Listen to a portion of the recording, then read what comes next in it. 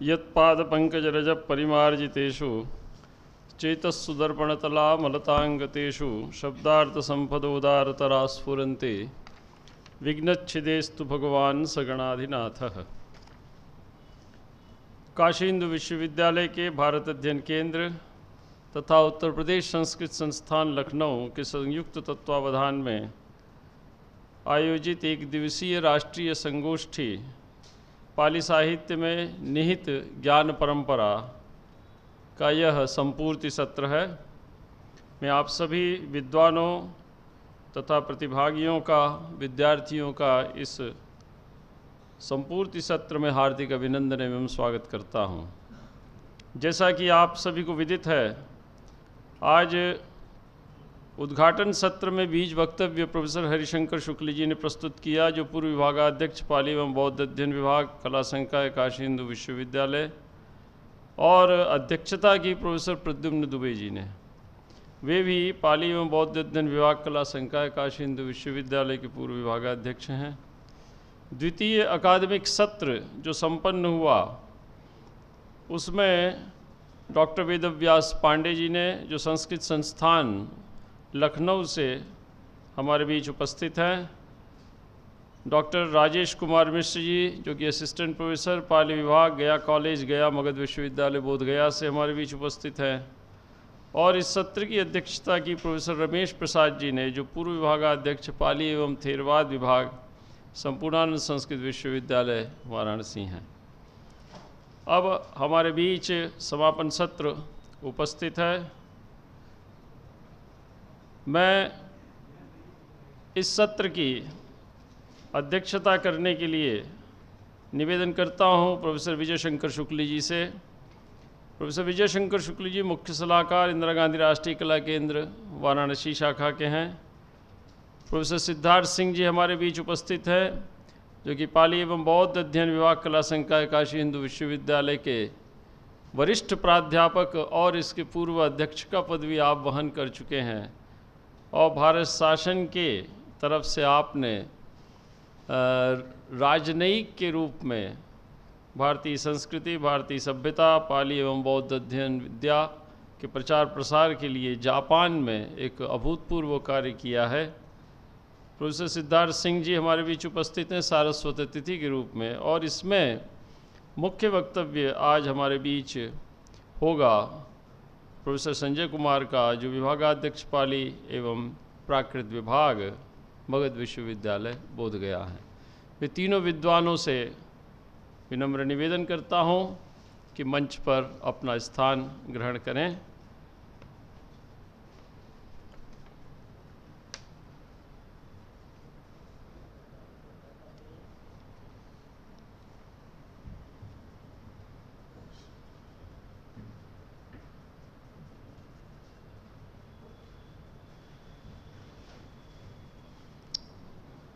भारतीय विद्याओं के संवर्धन, भारतीय ज्ञान परंपरा के उत्कर्ष में भारतीय भाषाओं का अभूतपूर्व योगदान रहा है।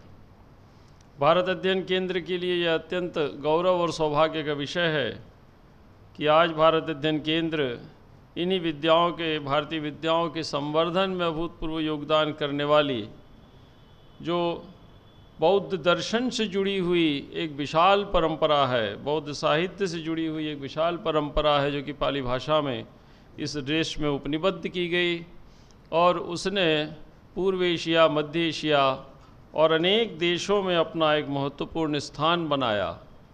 उस पर विचार विमर्श करने के लिए आज हम यहाँ पर उपस्थित हैं। मैं इस सत्र की अध्यक्षता कर रहे प्रोफेसर विजय शंकर शुक्ल जी के अभिनंदन, माल्यार्पण, उत्तरीय प्रदान करने और स्मृति चिन्ह प्रदान करने के लिए इस संपूर्ण संगोष्ठी के संयोजक कहाँ हैं अनूप जी? मैं ज्ञानेंद्र नारायण राय जी से निवेदन करता हूँ कि वे भारत अध्ययन केंद्र काशी हिंदू विश्वविद्यालय तथा उत्तर प्रदेश संस्कृत संस्थान लखनऊ के सौजन्य से आयोजित इस संगोष्ठी में अनूप जी आ गए हैं। अनूप जी आ गए से निवेदन करता हूं कि वे आज के अध्यक्ष प्रोफेसर विजय शंकर शुक्ल जी का माल्यार्पण करते हुए, उत्तरीय प्रदान करते हुए तथा स्मृति चिन्ह प्रदान करते हुए अभिनंदन एवं स्वागत करें।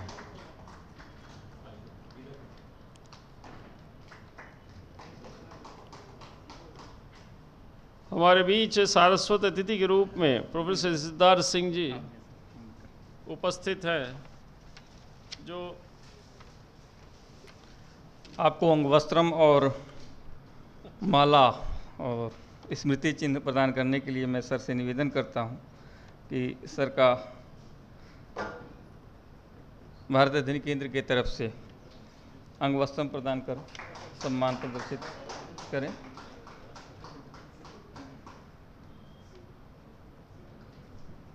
डॉक्टर अमित कुमार पांडे जी, आपसे निवेदन है कि सर के साथ आज के मुख्य वक्ता प्रोफेसर संजय कुमार, विभागाध्यक्ष पाली प्राकृत विभाग, मगध विश्वविद्यालय बोधगया,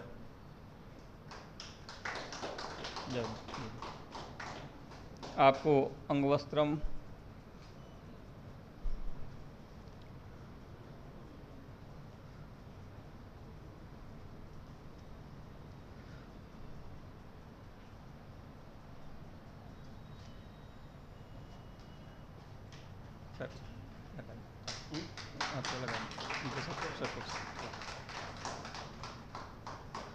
प्रोफेसर संजय कुमार, आप विभागाध्यक्ष हैं, पाली प्राकृत विभाग, मगध विश्वविद्यालय बोधगया। 20 वर्ष का अध्यापन का आपका पाली साहित्य का अध्यापन और रिसर्च का योगदान रहा है। आप इस सत्र के मुख्य वक्ता हैं। 1वां सत्र के मुख्य वक्ता प्रोफेसर संजय कुमार सर को हम आमंत्रित करते हैं मंच पर। आप अपना उद्बोधन सर।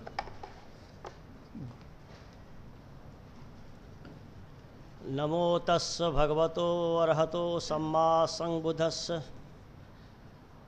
और सर्वप्रथम मैं काशी नगरी को भगवान बुद्ध के जो बोधगया से चले तो उद्गार व्यक्त किए, धम्म चक्कं पवत्ते तुम गच्छामि काशीनं पुरं अंधभूतस्मि लोकस्मि आहेचु अमथ दुंदुभि।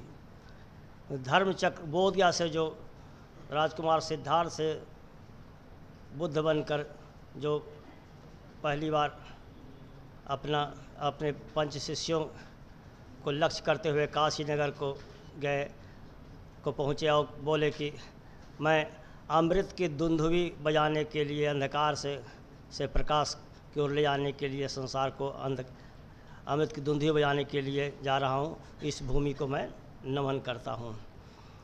चूँकि मैं बोधगया मगध यूनिवर्सिटी के हेड भी हूँ और मेरा नेटिव प्लेस भी बोधगया ही है। और मेरा नेटिव प्लेस जो बोधगया निरंजना नदी के किनारे है, निरंजना नदी के उस पार जो पूरब की छोर पर सुजाता पायस दानंग जहाँ हुआ है, वहाँ मेरा जन्म स्थान है। 17 पीढ़ी का वहाँ का हम लोगों का है। तो बिना को भगवान बुद्ध के कहिए कि मध्यम मार्ग का उद्गम स्थल बोधगया है हमारा गांव। तो जहाँ बिना को तार को इतना मत खींचो कि सुरीली आवाज़ निकलने के पहले ही वह टूट जाए, और बिना को तार को इतना मत ढीला छोड़ दो कि सुरीली आवाज़ न निकल पाए। और बोधगया और सारनाथ की स्थिति यही हम लोग देखते हैं कि गया से बोधगया की दूरी 10 किलोमीटर, 10 माइल, 7 माइल और 10 किलोमीटर है। और यहाँ भी देखते हैं बनारस से सारनाथ की दूरी लगभग वही है।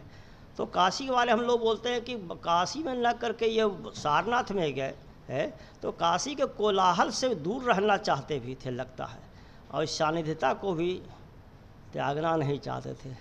इसीलिए उन्होंने वहाँ किए।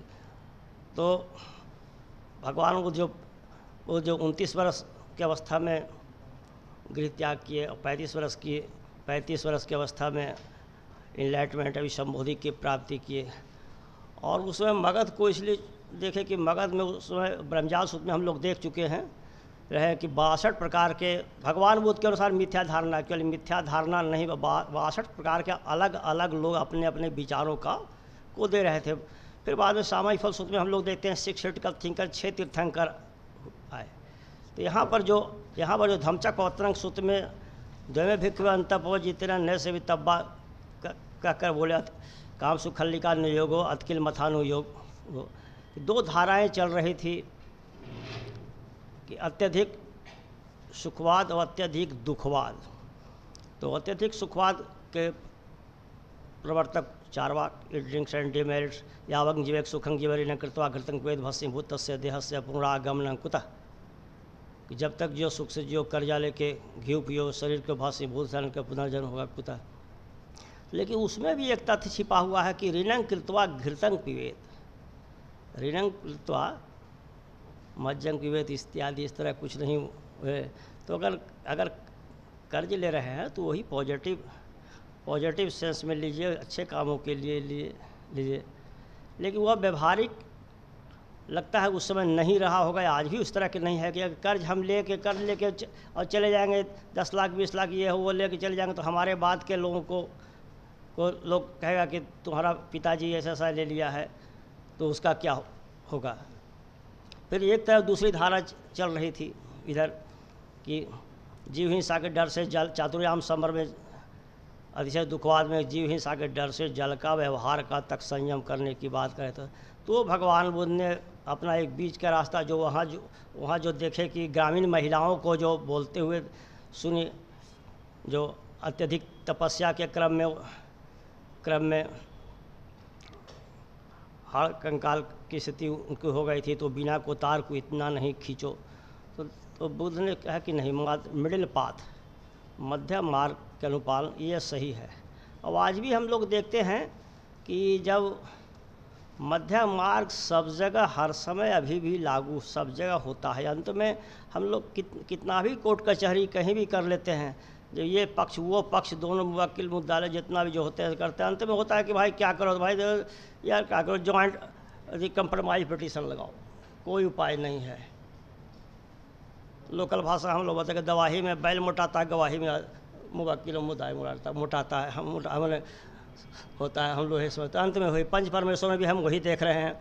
अगर हम अधिक बहुत ऐसे जानते हैं, बहुत बोलते हैं, तो अरे बहुत बोलता है भाई बात चाल ही, तो कम बोलेंगे तो कहेगा अरे क्या कह रही, तो कुछ बोल ही नहीं, इसका मुंह से निकल रहा है।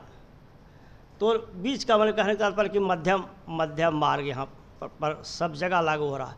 अगर पूरा खा लीजिएगा तो शरीर थोड़ा शरीर हो जाएगा, कम खाइएगा तो शरीर में स्फूर्ति नहीं रहेगा, अधिक चलिएगा थकान ज़्यादा हो जाएगा, कम चलिएगा तो भी शरीर वार्न अप नहीं होगा। तो मतलब कहने का पर कि आज भी यह सब समय यह मध्यम मार्ग भगवान बुद्ध के अपना और जो रिसर्च है यह एस धम्मं सनातन होती हमारे अनुसार से। और ये मध्यम मार्ग के अंतर्गत जो 8 कड़ियाँ हैं, ये तो सब लोग सम्यक दृष्टि से सम्यक समाधि की ओर सब लोग बोले हैं।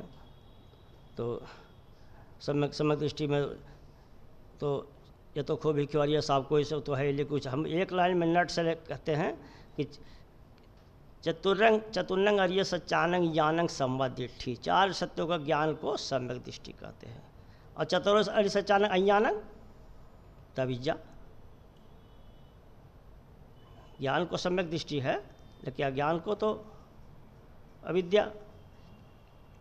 सम्यक संकल्प सब लोग समझते हैं, सम्यक संकल्प होते हैं को, तो सम्यक संकल्प में दृढ़ संकल्प वाली में दृढ़ संकल्प, निष्कर्म संकल्प है, व्यापार संकल्प है, विहिंसा संकल्प वो सब है। सम्यक वचन है, ऊषावाचा वैरमणि पिशुना वाचा फरुषा वाचा वचन वैरमणि संफला वेदमणि अंगुचिति समावाचा। तो रूट लाइन है, बाकी तो विस्तृत है। तो भगवान बुद्ध के जो मध्यम मार्ग है वह हर समय लागू है और रहेगा। और विशेष नहीं तो मैं अपनी वाणी को विराम इसलिए देता हूँ कि बुद्ध के अगर दर्शन को अगर समझना है तो एक लाइन में समझिए कि दुख और उसका उपाय।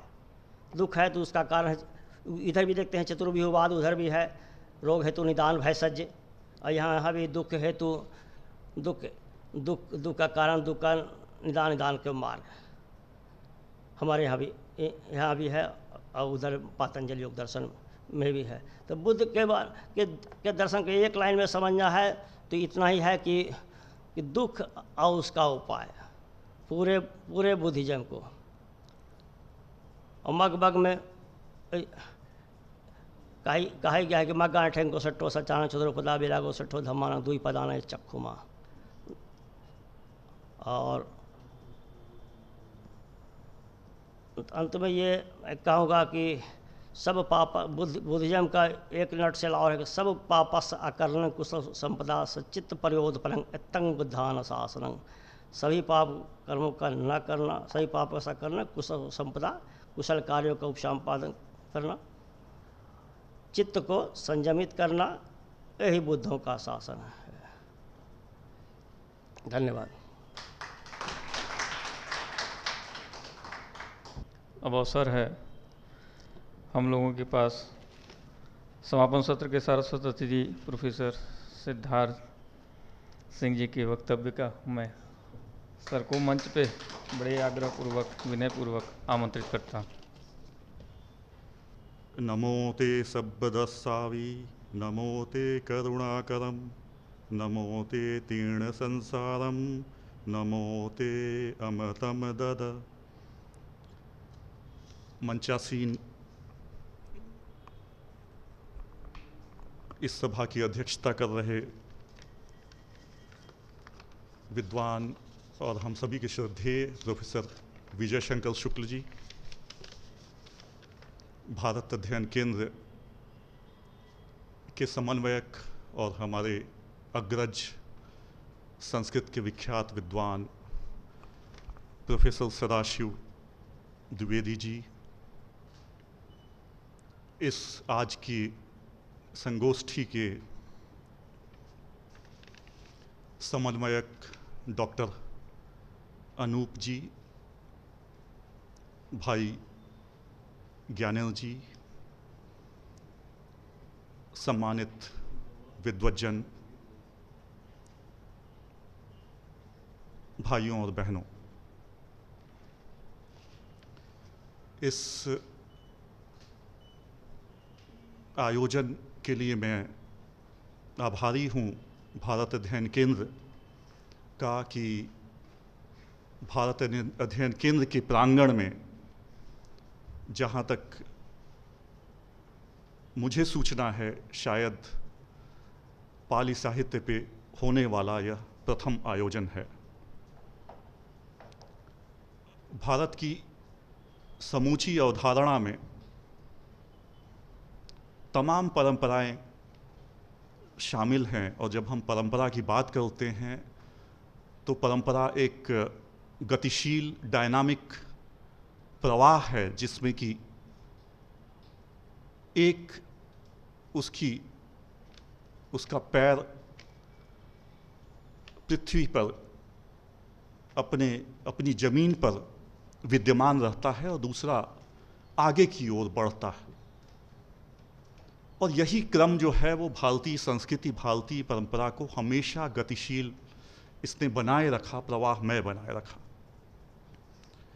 तो ये एक बहुत सुंदर कदम है कि भारत अध्ययन केंद्र में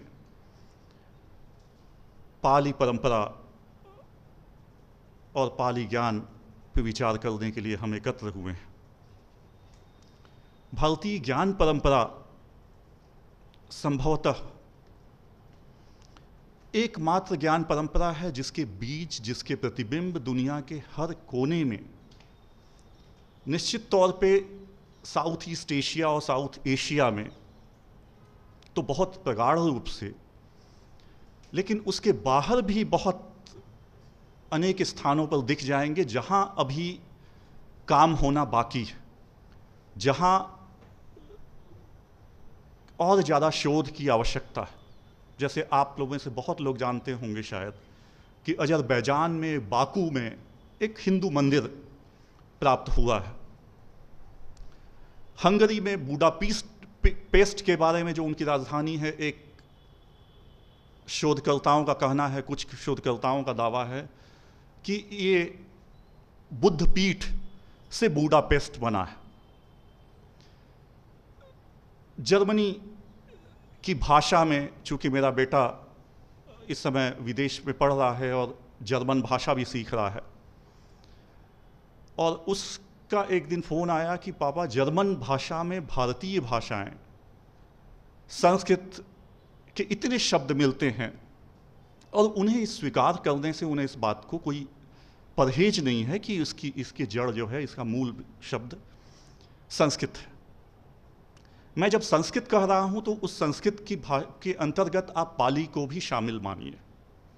इसलिए मानिए क्योंकि जब बौद्ध धर्म प्रवाहित हुआ बाहर, और लगभग यदि सम्राट अशोक के द्वारा भेजे गए 8 जो मिशनरी उन्हें छोड़ दिया जाए, तो बाद का जो प्रवाह हुआ है, उस समय तक बौद्ध परंपरा में पाली और संस्कृत परंपरा लगभग समानांतर चलने लगी थी। तो वो शब्द यथावत पाली के हैं या संस्कृत के हैं, ये कहना मुश्किल। जैसे जापानी भाषा में लगभग 45 शब्द आपको यथावत हिंदी के या पाली के या संस्कृत के, आप जो कहना चाहें, वो यथावत मिल जाएंगे। सेवा शब्द उन्हीं अर्थों में मौजूद है जापानी भाषा में, दान शब्द उन्हीं अर्थों में मौजूद है। ऐसे बहुत सारे शब्द, और उस पूरी विविधता के साथ यदि आप अन्य उसके समानांतर, भारतीय परंपरा के समानांतर आप सारी दूसरी प्राचीन परंपराओं को रख लें, मसलन मेसोपोटामिया, जिसे सुमेरियन सभ्यता भी कहते हैं, सुमेरियन सभ्यता, मेसोपोटामियन सभ्यता के अवशेष कितने आज रह गए हैं, वो एक अतीत की वस्तु हो गई। मायन सभ्यता दूसरी, जो ग्वेटमाला और प्योर्तो रिको या उस क्षेत्र में पाई जाती है, वहाँ की कमोबेश वही स्थिति है कि मायन सभ्यता, आप बस इतिहास में पढ़ते हैं, उसका कोई आज के समाज से, आज की सभ्यता से, आज की संस्कृति से कोई प्रवाह आपका ढूंढना मुश्किल है जिससे ये कह सकें कि ये उसी रूप में विद्यमान है, उसी रूप में प्रवाह में है। इजिप्शियन सभ्यता तीसरी प्राचीन सभ्यता यदि माने, चीन अलग एक प्राचीन सभ्यता है। चीनी सभ्यता के मामले में आप कह सकते हैं कि वो प्रवाह आगे तक चला है, लेकिन आज की और हाल की पिछले 100 सालों के राजनीतिक इतिहास को देखें तो ये कहना मुश्किल है कि कब तक कितना चला और कितने तक वो जीवित रह पाएगा। अवशेषों में जीवित रहना और व्यक्ति के जीवन में और समाज में जीवित रहने में बहुत बड़ा अंतर है। भारतीय परंपरा सिर्फ इसलिए नहीं विशिष्ट रही कि उसने किसी एक विचारधारा, किसी एक परंपरा, किसी एक संस्कृति को बहुत ज़्यादा महत्व दिया।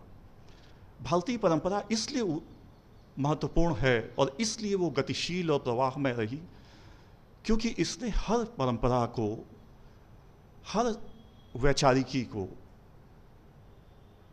चाहे वो विरोध में ही क्यों न खड़ी हो, चाहे वो प्रतिरोध में क्यों न खड़ी हो, चाहे वो कितना ही अलग स्थान ग्रहण करती हो, जैसे अभी डॉक्टर संजय जी, क्षमा कीजिएगा संजय जी को मैं भूल गया, मंचासीन डॉक्टर संजय जी को भी प्रणाम करता हूँ, चार्वाक का जिक्र किया, एक श्लोक भी इन्होंने कहा, यावत जीवेत सुखम जीवेत वगैरह वगैरह। दूसरी भी उससे भी ज़्यादा रेडिकल एक श्लोक कहा जाता है, पित्वा पित्वा पुनः पित्वा यावत पतति भूतले, पियो पियो, इतना पियो जब तक कि जमीन पे गिर न जाओ। उत्थाय च पुनः पित्वा पुनर्जन्म न विद्यते, उठो, गिरो, फिर उठो और पुनः पियो, क्योंकि पुनर्जन्म न विद्यते, पुनर्जन्म का कोई स्थान नहीं। अब ऐसी भी परंपरा थी, लेकिन पूरे भारतीय दर्शन में, पूरी भारतीय समाज में, भारतीय संस्कृति की उदारता का ऐसा अनूठा रूप पूरे दुनिया में नहीं दिखता, जहाँ की वैचारिक विरोध के चलते किसी व्यक्ति को शारीरिक तौर पर क्षति पहुंचाई गई हो, शारीरिक तौर पर उसकी हत्या की गई हो, जैसा कि आज पूरी दुनिया में जैसा दिखाई पड़ रहा है। क्रूसेड का इतिहास, आप अब्राहमिक रिलीजन के यदि जो जिन्हें सेमेटिक रिलीजन भी कहते हैं, आप जुडाइज़म, क्रिश्चियनिज़म और इस्लाम के पूरे प्रवाह को देख लीजिए।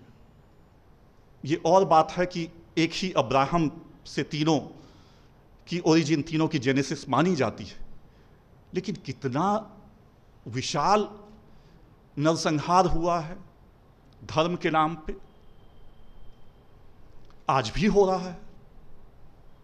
उसके समानांतर भारतीय पूरी परंपरा में कहीं कोई इस किस्म की क्षति, इस किस्म का दुराचार, इस किस्म का वैचारिकी के आधार पे, दार्शनिक मान्यताओं के आधार पे, क्योंकि हम तो जब आज की बात कर रहे हैं तो हम भारतीय धर्म को सिर्फ बौद्ध धर्म, जैन धर्म या हिंदू धर्म या वैदिक धर्म के रूप में ही समझ रहे हैं, लेकिन पाली साहित्य की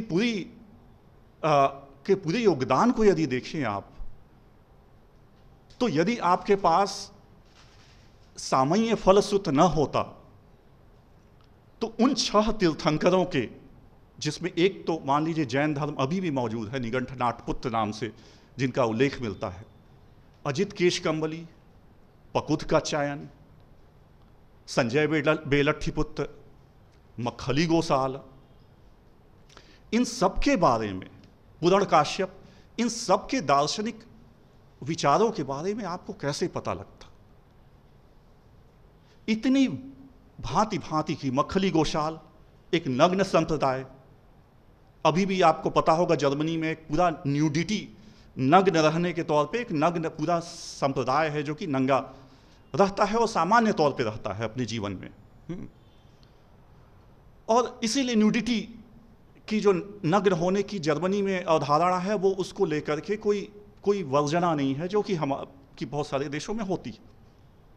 वहाँ यदि डॉक्टर के पास आप चले जाएं तो डॉक्टर सबसे पहले आपको कंप्लीटली बोलता है कि आप पहले सारे कपड़े उतार दीजिए, तब हम जांच करेंगे।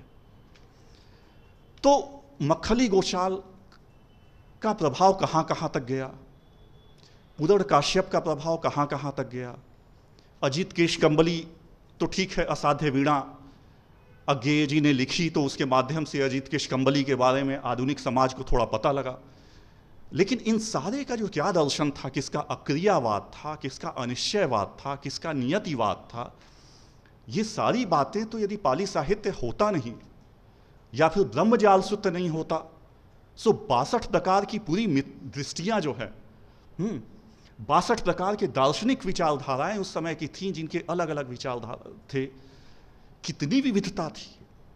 और इन विविधताओं के बावजूद आप एक भी हिंसा का उदाहरण नहीं पाते। हमेशा पूरी संवादात्मक शैली पाली साहित्य में आपको दिख रही है, जहाँ भगवान बुद्ध बड़े सम्मान से पूरे पाली साहित्य में जब भी वो बोल रहे हैं तो एक युगल के रूप में बोल रहे हैं, समण ब्राह्मण दोनों को वो साथ लेकर के चल रहे हैं। वो ये नहीं कह रहे हैं कि समणों के लिए उचित है, ब्राह्मणों को जाने दो, मुझे उनसे मतलब नहीं है। और जब वो ब्राह्मण की भी परिभाषा दे रहे हैं तो ब्राह्मण की परिभाषा वो बाहित पापोति ब्राह्मण समचर्या समणोति मुच्यति, जिस व्यक्ति ने अपने पापों का नाश कर दिया है वह ब्राह्मण है। जो समचर्या निष्काम कर्म, स्थिति प्रज्ञ की जो भगवत गीता में अवधारणा है, जो समान भाव से हर हर्ष में, विषाद में, हर स्थिति में समान भाव रखे हुए है, वह श्रमण है। पब्बाजयम अतनोमलम पब्बजितोति पवुच्यति, जिसने अपने मलों का, अपने पाप का, अंदर की गंदगियों का को विसर्जित कर दिया है, प्रवाहित कर दिया है, वह पब्बजित है, प्रव्रजित है। न जटा ही न गोते ही न जच्चा होती ब्राह्मणों, यम्मी सच्चम च सुचि च सोच ब्राह्मणों। सिर्फ जटाओं के आधार पे, सिर्फ गोत्र के आधार पे, सिर्फ जाति के आधार पे मैं किसी को ब्राह्मण नहीं कहता, भगवान बुद्ध कह रहे हैं। और यहां बुनियाद किताबी ज्ञान की भी नहीं है। आपकी चूंकि पूरी भारतीय परंपरा में तो वैसे भी हम ज्ञान और नॉलेज को दोनों के बीच का अनिवार्य संबंध नहीं मानते। किताबी ज्ञान, विद्वता, प्रोफेसरी, इसके बहुत ऊपर जाकर के हम जब ज्ञान की बात करते हैं तो करते हैं। तो भगवान बुद्ध बोल रहे हैं, न जटा ही न गोते ही न जच्चा होती ब्राह्मणों, न जटाओं के आधार पे, न गोत्र के आधार पे, न जन्म के आधार पे मैं ब्राह्मण कहता हूं किसी व्यक्ति को, जिसके अंदर सत्य विद्यमान है, यम्मी सच्चम च धम्मो च, जिसके अंदर धर्म विद्यमान है, वही वास्तविक, वही पवित्र है, वही ब्राह्मण।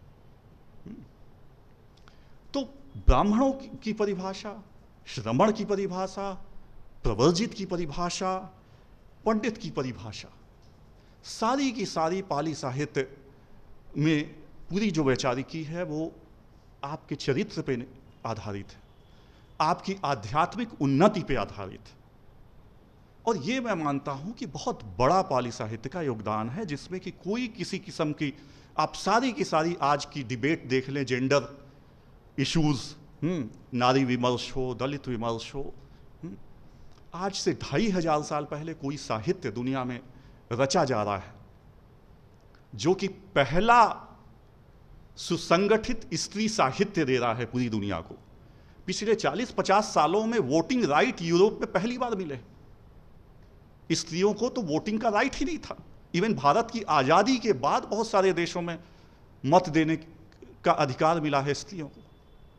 और 2500 साल पहले थेरी गाथा नाम का एक पूर्ण ग्रंथ, जिसमें स्त्रियां अपनी निर्वाण प्राप्ति के उद्गार व्यक्त कर रही हैं, और उसको किसी कैटेगरी में आप थेरी गाथा पढ़ लें, आप, मैं आग्रह करूंगा कि आप पढ़ें, उसमें कोई भी जाति आधारित आप एक पैटर्न नहीं बना पाएंगे जो ये कहें कि नहीं साहब ये तो केवल उच्च कुल की स्त्रियां थी इसलिए उन्हें मौका मिल गया, या सिर्फ निम्न कुल की स्त्रियां थी इसलिए पीड़ित हो गई तो उन्होंने घर छोड़ दिया।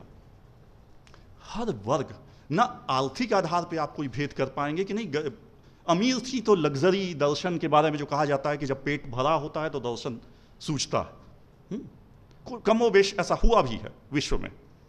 सोक्रेटिस की बात करें, सुकरात जी से बोलते हैं, अरिस्टोटल की बात करें, प्लेटो की बात करें, तो ये और वास्तव में पश्चिम में जब दर्शन पैदा ही तब हुआ है जबकि कृषि युग आया है, और उसके बाद जब खेती के बाद पर्याप्त समय आपको बचता है वैचारिकी के लिए, तब दार्शनिक बातें आप सोचते हैं कि हम कहाँ से आए, कहाँ जाएंगे।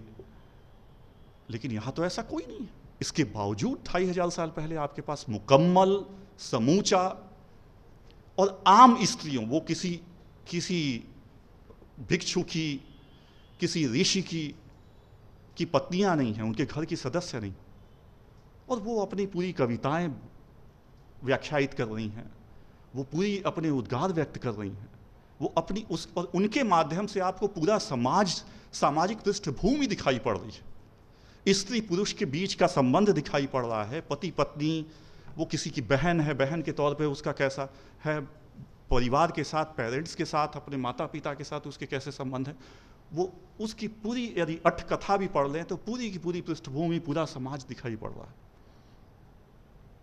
भारत ग्रीक की यदि परंपरा की बात करें, भारत ग्रीक का संबंध, ग्रीस का संबंध, क्योंकि ग्रीस, इसलिए मैं खास तौर पे इसका जिक्र करना चाहूँगा यहाँ पे, क्योंकि पश्चिमी दर्शन का जो कल्मिनेशन है, चरम उत्कर्ष है, जो वो ग्रीक फिलॉसफी है। सबसे प्राचीनतम जो प्रथम फिलॉसफी, यानी यहाँ जब 3000 साल, या मैं कालक्रम में नहीं कहना चाहूँगा, लेकिन वेदों में, उपनिषदों में जब पूरा दर्शन रचा जा रहा था, तब तक पश्चिम में दर्शन का कहीं अता पता नहीं था। पहला दार्शनिक 6th century before common era, before Christ जिसे पहले कहा जाता था, अब हम बिफोर कॉमन एरा बोलते हैं, CE बोलते हैं, 6ठी शताब्दी ईस्वी के आसपास थेलीज पहला हुआ। उसके बाद थेलीज ने बोला कि पानी से पूरी दुनिया बनी है, पानी से विकास हुआ है। अब थेलीज ये नहीं बता पा रहे हैं कि पानी से भाई आग कैसे पैदा हो गई। उसके बाद एम्पेडोक्लीज आए, उन्होंने बोला कि साहब नहीं, आग से हवा से हुआ, पूरी दुनिया बनी है। हेरेक्लाइटस आए, उन्होंने बोला साहब आग से बनी है।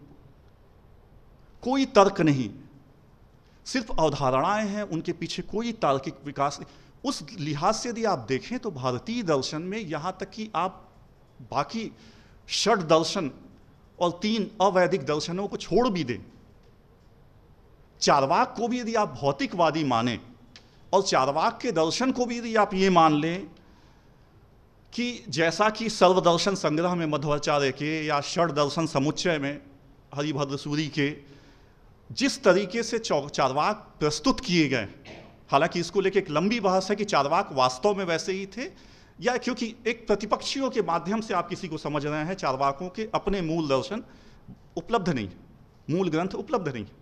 प्रबोध चंद्रोदय या है जयराशि भट्ट की जो पुस्तक है उसको छोड़ दें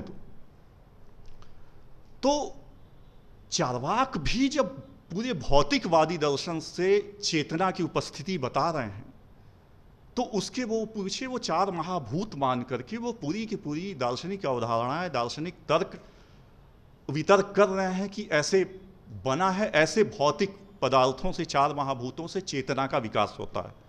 ठीक है, वो पान का ही उदाहरण दे रहे हैं, कत्था का उदाहरण दे रहे हैं, चूना का उदाहरण दे रहे हैं कि ये जब आपस में मिलते हैं तो लाल रंग जैसे पैदा होता है। लेकिन कितना समृद्ध इतिहास, कितनी समृद्ध राजनीतिक अवधारणाएं आपके पास मौजूद हैं, और वो सारी की सारी को जानने का एक बहुत बड़ा आधार जो है वो पाली साहित्य है। क्योंकि उसके पूर्व में जो है साहित्य हमारे, उसमें दर्शन ज़्यादा है, लेकिन एक जीवंत समाज जिसमें राजनीतिक विचार विमर्श हो रहे हैं, अजात शत्रु वैशाली को जीतना चाहता है और वो कैसी राजनीति कर रहा है, वो वंशकार को भेज रहा है बुद्ध के पास कि कैसे वैशाली एकमात्र जो अभी गण बचा हुआ है लोकतांत्रिक, उसे हम कैसे अपने अंदर ले लें। और फिर बुद्ध बोल रहे हैं कि 7 प्रकार के वैशाली के लोग 7 प्रकार के अपरिहार्य धर्मों का पालन करते हैं। 7 इनडिक्लाइनेबल। इनडिक्लाइनेबल का मतलब कि ऐसी उनका जीवन है, उनके सामाजिक मूल्य ऐसे हैं, जब तक वैशाली के लोग उन 7 नैतिक मूल्यों का पालन कर रहे हैं, अजात शत्रु से बोलो कि वो भूल जाए कि वैशाली को जीत पाएगा। उन 7 मूल्यों को आप देख लें, वो बोल रहे हैं कि वैशाली के लोग अपनी स्त्रियों का सम्मान करते हैं। दूसरा, वैशाली के लोग अपने गुरुजनों का, बुजुर्गों का, अपने समाज के जो वरिष्ठ जन हैं उनका सम्मान करते हैं और उनके विचार विमर्श से, उनकी राय से, उनका मार्गदर्शन में कोई निर्णय लेते हैं। तीसरा, वो हर निर्णय को आपस में गण में मिल करके, लोकतंत्र जैसा आप जानते हैं, गण एक आज की जो पार्लियामेंट्री डेमोक्रेसी है उसकी की संरचना थी कि वो सारा विचार विमर्श करके सारी बातों का निर्णय लेते हैं और तब फिर उस पर अमल करते हैं। ऐसी तमाम बातें, राजनीतिक विमर्श की आप बात करें, सामाजिक विमर्श की बात करें, इवन सामान्य तौर पे मैं मानता हूं कि आप आज के सारे मानक प्राचीन सारे ग्रंथों पे और प्राचीन सारे दर्शनों पे नहीं आपको लागू करना चाहिए। 2500 साल का वक्त का पहले का समय एक दूसरा समय था, हर देश काल की एक अपनी। लेकिन यदि आज के देश काल के सामाजिक और नैतिक मूल्यों की पूरी अवधारणा से भी आप जांचने की कोशिश करें तो पाली साहित्य में आपको वो सारी सामग्री मिलती है जो न सिर्फ किसी सामाजिक साहित्य, समाज दर्शन के व्यक्ति के लिए आवश्यक है जानना, न सिर्फ कला या ह्यूमैनिटीज जिसे बोलते हैं उनके लिए आवश्यक है, बल्कि आज की पूरी डिबेट, यदि आप फिजिक्स की बात करें, 2000 आप जानते हैं कि फोटॉन जो आइंस्टाइन की थ्योरी थी, आइंस्टाइन की थ्योरी आगे चल के जो एक उन्होंने बोला था कि आइंस्टाइन ने कि एक कुछ हिडन पार्टिकल्स हैं, जो पार्टिकल और वेव का आपस में संबंध, उसको खारिज करने वाली 2022 में जिन फिजिक्स के विद्वानों ने पिछले 40-50 सालों से कर रहे थे, और वो फिर उसके लिए उन्हें नोबेल मिला, जिन्होंने फोटॉन को ये किया कि अभी तक की पूरी अवधारणा जो है वो ये है कि चेतन और भौतिक जगत के बीच के में चेतन तो भौतिक को प्रभावित करता है, और भौतिक भी हम जानते हैं कि शरीर में कोई भी असुविधा होती है तो हमारा मन दुखी होता है वगैरह वगैरह। लेकिन शुद्ध चेतना रहित भौतिक पदार्थ किसी चेतना को प्रभावित करता है, इसको लेके आइंस्टाइन इस दुविधा में रहे और वो हिडन पार्टिकल पे उन्होंने वहीं पे छोड़ दिया। लेकिन क्वांटम फिजिक्स की आप बात करें तो उसमें आज करके उन्होंने ये साबित किया कि आप किसी यंत्र को लगा रहे हैं, एक यंत्र विकसित कर रहे हैं, और यंत्र को आप लगा रहे हैं और उसके बाद जो पार्टिकल जो है वो वेव की तरह बिहेव करने लग रहा है। यानी यंत्र की उपस्थिति मात्र से, मैं इसलिए इस बात का जिक्र करना चाहूंगा क्योंकि आप लोगों में से बहुत सारे लोग वेदांत के और अद्वैत वेदांत के छात्र हो सकते हैं। अद्वैत वेदांत यही तो है, ब्रह्म दृष्टा है और उसकी उपस्थिति में परिवर्तन हो रहा है। या सांख्य की भाषा में करें प्रकृति और पुरुष। तो दर्शन में फिजिक्स की पूरी अवधारणा, भौतिकी विज्ञान की अवधारणाओं को भी आप लागू करके देखें तो पाली साहित्य में आपको वो सारे सूत्र मिलेंगे, चाहे वो संगीत के हों, आप वो जो कि जहाँ से आप बहुत कुछ ऐसा ले सकते हैं जो आपके अपने विषय के अध्ययन के लिए नई उड़ान दे सकता। मैंने ग्रीक की बात की। ग्रीक में सभी शायद जो पाली साहित्य के हों वो जानते हो, जिसमें से बस संक्षिप्त उसकी चर्चा करना चाहूँगा। मेनांडर की मिलिंद प्रश्न जैसा ग्रंथ पाली साहित्य में पूरी दुनिया को पहला ऐसा साहित्य है जिसने कि भारतीय ज्ञान परंपरा, भारतीय दर्शन और पश्चिमी दर्शन को सीधे सामने खड़ा किया। और मिलिंद के प्रश्न वो भी एक विद्वान दार्शनिक को प्रस्तुत करते हैं। जब कहा जाता है कि वो तमाम उस समय के 6 जो संप्रदाय थे, अजीत केशकम्बली, संजय बेलट्ठीपुत्र, सारे उनके पास गया और सबको उसने पराजित कर दिया। और उसके बाद वो ताल ठोक के बोलता है कि साहब ये जम्बू द्वीप जो है वो तो विद्वानों से, साधुओं से खाली हो गया, यहाँ तो कोई है ही नहीं है जिससे जो मेरे प्रश्नों का जवाब दे सके। यानी पश्चिमी दर्शन का एक अहंकार दिखाई पड़ता है मिलिंद की मेनांडर के उस उद्गार में। और फिर एक बौद्ध दार्शनिक नागसेन उपस्थित होता है जिससे वो संवाद होता है। और मैं हाल में स्वामी विवेकानंद जी का जो पहला दर्शन हुआ था रामकृष्ण परमहंस जी को, वही कहीं पढ़ रहा था कि उन्होंने रामकृष्ण परमहंस जी का दरवाज़ा खटखटाया और पूछा तो अंदर से आवाज़ आई कि कौन है। तो स्वामी विवेकानंद ने जवाब उत्तर दिया कि वही तो जानने आया हूं कि कौन है।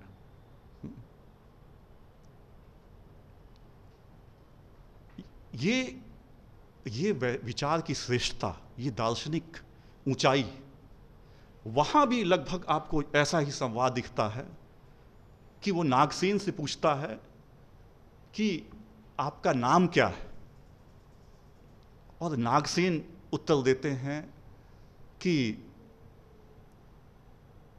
लोग मुझे नागसेन के नाम से पुकारते हैं।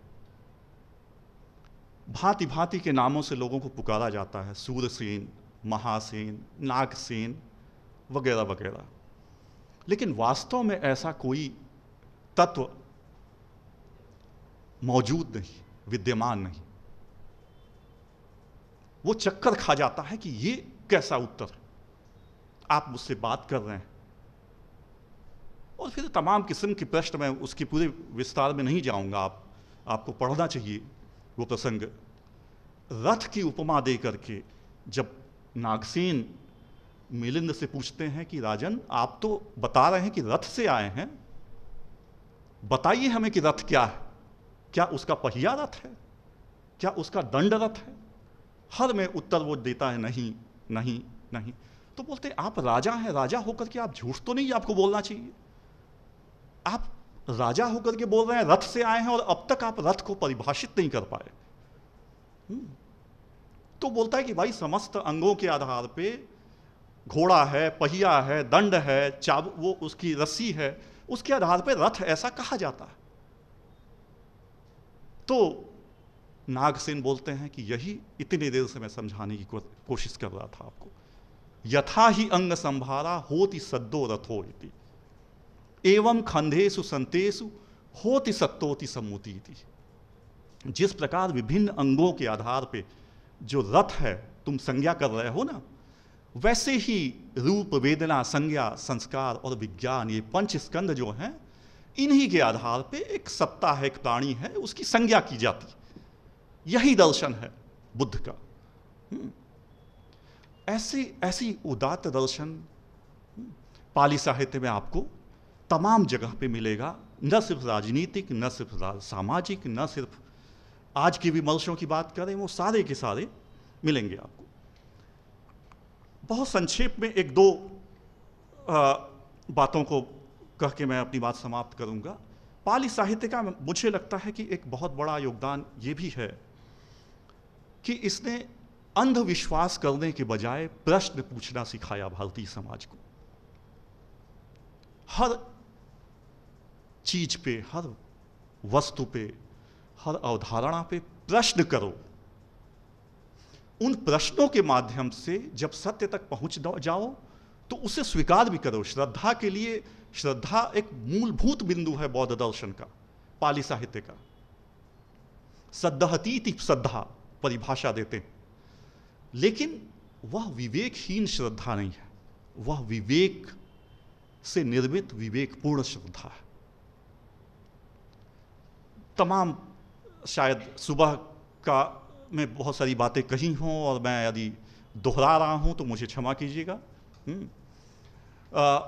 कालाम सूत्र की बात की जाए, बुद्ध बोल रहे हैं कि मत किसी बात पे सिर्फ इसलिए विश्वास करो कि किस तुम्हारे ग्रंथों में लिखी हुई है। मत किसी बात पर सिर्फ इसलिए विश्वास करो कि तुम्हारे पीढ़ी से, परंपरा से वो चीजें चली आ रही। उसको जांचो, उसको समझो।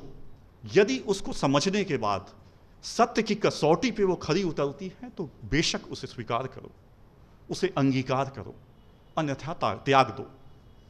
और उसमें बुद्ध ने अपने आप को भी शामिल किया कि मेरे विचार भी, मेरी बातों को भी का भी मूल्यांकन करो। ये एक बहुत बड़ा बिंदु जो एक तार्किक सोच विचार को जिसने और सुदृढ़ किया, मैं समझता हूं ये पाली साहित्य की देन है।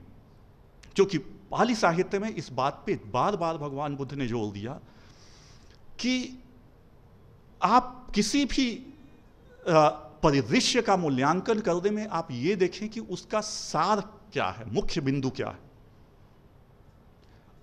प्रज्ञा की परिभाषा ही दी जाती है यथा भूतम पजानाति इति पय्या। प्रज्ञा वो है जो चीजों को होलिस्टिक ढंग से, पूर्ण रूप से जान सके। पूरे के पूरे, यदि पश्चिमी शांति संबंधित जो विमर्श है जो 1960s में पैदा हुआ, 67 में नॉर्वे के प्रसिद्ध विद्वान ने एक शब्द दिया पीस स्टडीज, और पीस स्टडीज में उन्होंने दो किस्म की पीस थ्योरी दी। उसे बोलते हैं निगेटिव पीस और पॉजिटिव पीस। और जोहान गाल्टुंग ने जब वो दिया और उसके बाद उन्होंने peace research institute of Oslo बनाया, जिसे प्रियो बोलते हैं। इजराइल फिलिस्तीन की बात हो रही है तो ये मैं आपको शायद जानकारी हो कि इजराइल फिलिस्तीन किसी समय में 1990 के दौर में अपने पूरे संशोधन, अपने पूरे समाधान तक पहुंच गया था और पूरा समाधान हो गया था। उसके चलते नोबेल भी मिला उसके प्रधानमंत्री को। और ये जो पूरा समाधान की, पूरा संवाद, पूरा डायलॉग जिन्होंने किया था, जिस संस्था ने किया था, उसे बोलते हैं PRIO, peace research institute of Oslo. उसके बाद पूरी दुनिया में पीस स्टडीज की बाढ़ आ गई। BHU में भी एक पीस सेंटर है, UNESCO centre for piece studies. उसके बाद स्वीडन में सिप्री बना, Stockholm institute of Peace Research.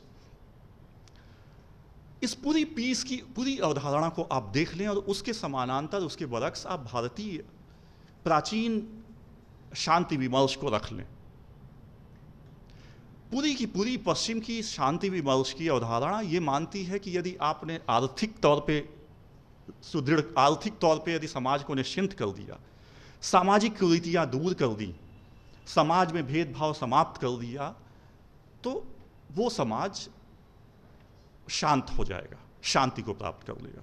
उसमें निगेटिव पीस को योहान गाल्तुंग ने बोला कि साहब को यदि कोई हिंसा नहीं है, यदि कोई युद्ध नहीं हो रहा है तो वो शांत है, लेकिन वो स्मशान जैसी शांति है, निगेटिव पीस है। जब वहाँ सामाजिक तौर पे उत्थान भी होने लगा, लोगों के पास पैसा है, लोगों की सामाजिक स्थिति में भेदभाव नहीं है, तो वो पॉजिटिव पीस। उसके बाद केनेथ बोल्डिंग आए, उन्होंने और अवधारणाएं दी, लिंडा ग्रॉस आई वगैरह वगैरह। भारत को देखिए कि भारतीय पूरी परंपरा में और बौद्ध दर्शन में, पाली साहित्य में पीस की पूरी अवधारणा वो सामाजिक, और ये मानते ही नहीं है। यदि ऐसा होता तो यूरोप में सारे समाज में शांति होती, क्योंकि भेदभाव लगभग उन्होंने मिटा लिया है बहुत सारे देशों में। रेसिज्म भी नाम मात्र का है। अमेरिका में मैं रहा हूं 1 साल, रेसिज्म कहीं दिखाई नहीं पड़ता। कहते हैं लोग कि है कहीं, बहुत सूक्ष्म रूप से दिखाई नहीं पड़ता। आर्थिक तौर पे भी अमेरिका को तो मैं नहीं मॉडल मानूंगा, लेकिन बहुत सारे ऐसे देश हैं जहां आर्थिक तौर पे भी बहुत समृद्ध हैं। लेकिन क्या वहां शांति आ गई? क्या वो समाज ये कह सकते हैं कि वो शांत? कितने किस्म की मानसिक रोग पैदा हो रहे हैं जिनका भारत में आपने नाम भी नहीं सुना होगा। अमेरिका में सबसे पहली बार गया मैं जब, तो बाइपोलर डिजीज का नाम सुना, भारत में सुना ही नहीं था बाइपोलर डिजीज। हर आदमी को, हर तीसरे चौथे आदमी को बाइपोलर डिजीज है।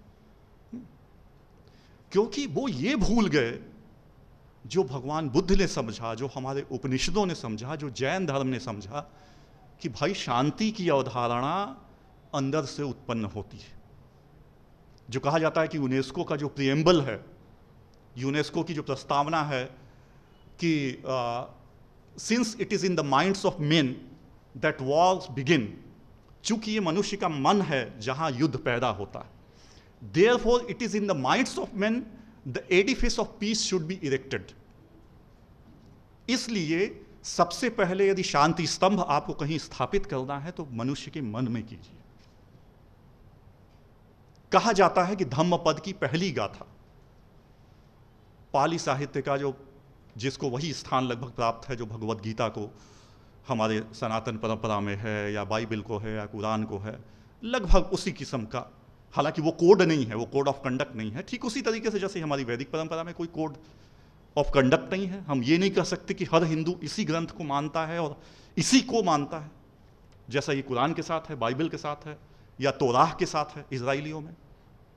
लेकिन धम्मपद को एक मानक नैतिक मूल्यों वाला ग्रंथ माना जाता है। और धम्मपद की पहली गाथा, मैं उसे दोहराऊंगा नहीं, है मनोपुबंगमा धम्मा मनोसेठा मनोमया मनसा च पदुठेन भासति वा करोति वा ततो नम दुखम अरेति ततो नम दुखम अन्वेति चक्कम व वहतो पदम।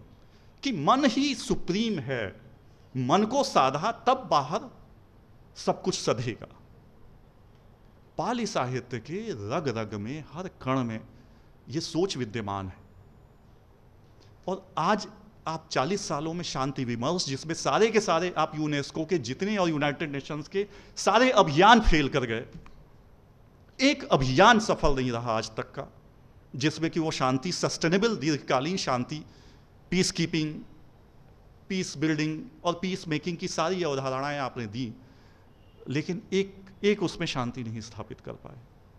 और ये देश इन सारी परंपराओं के साथ इतनी किस्म की विचारधारा, इतनी किस्म के वर्ग, इतनी किस्म की जातियों को लेकर के बिना हिंसा के आज तक प्रवाहमय है, और बहुत पॉजिटिव ढंग से प्रवाहमय है। हम तो बहुत जल्दी आर्थिक शक्ति जिस तरीके से बन रहे हैं,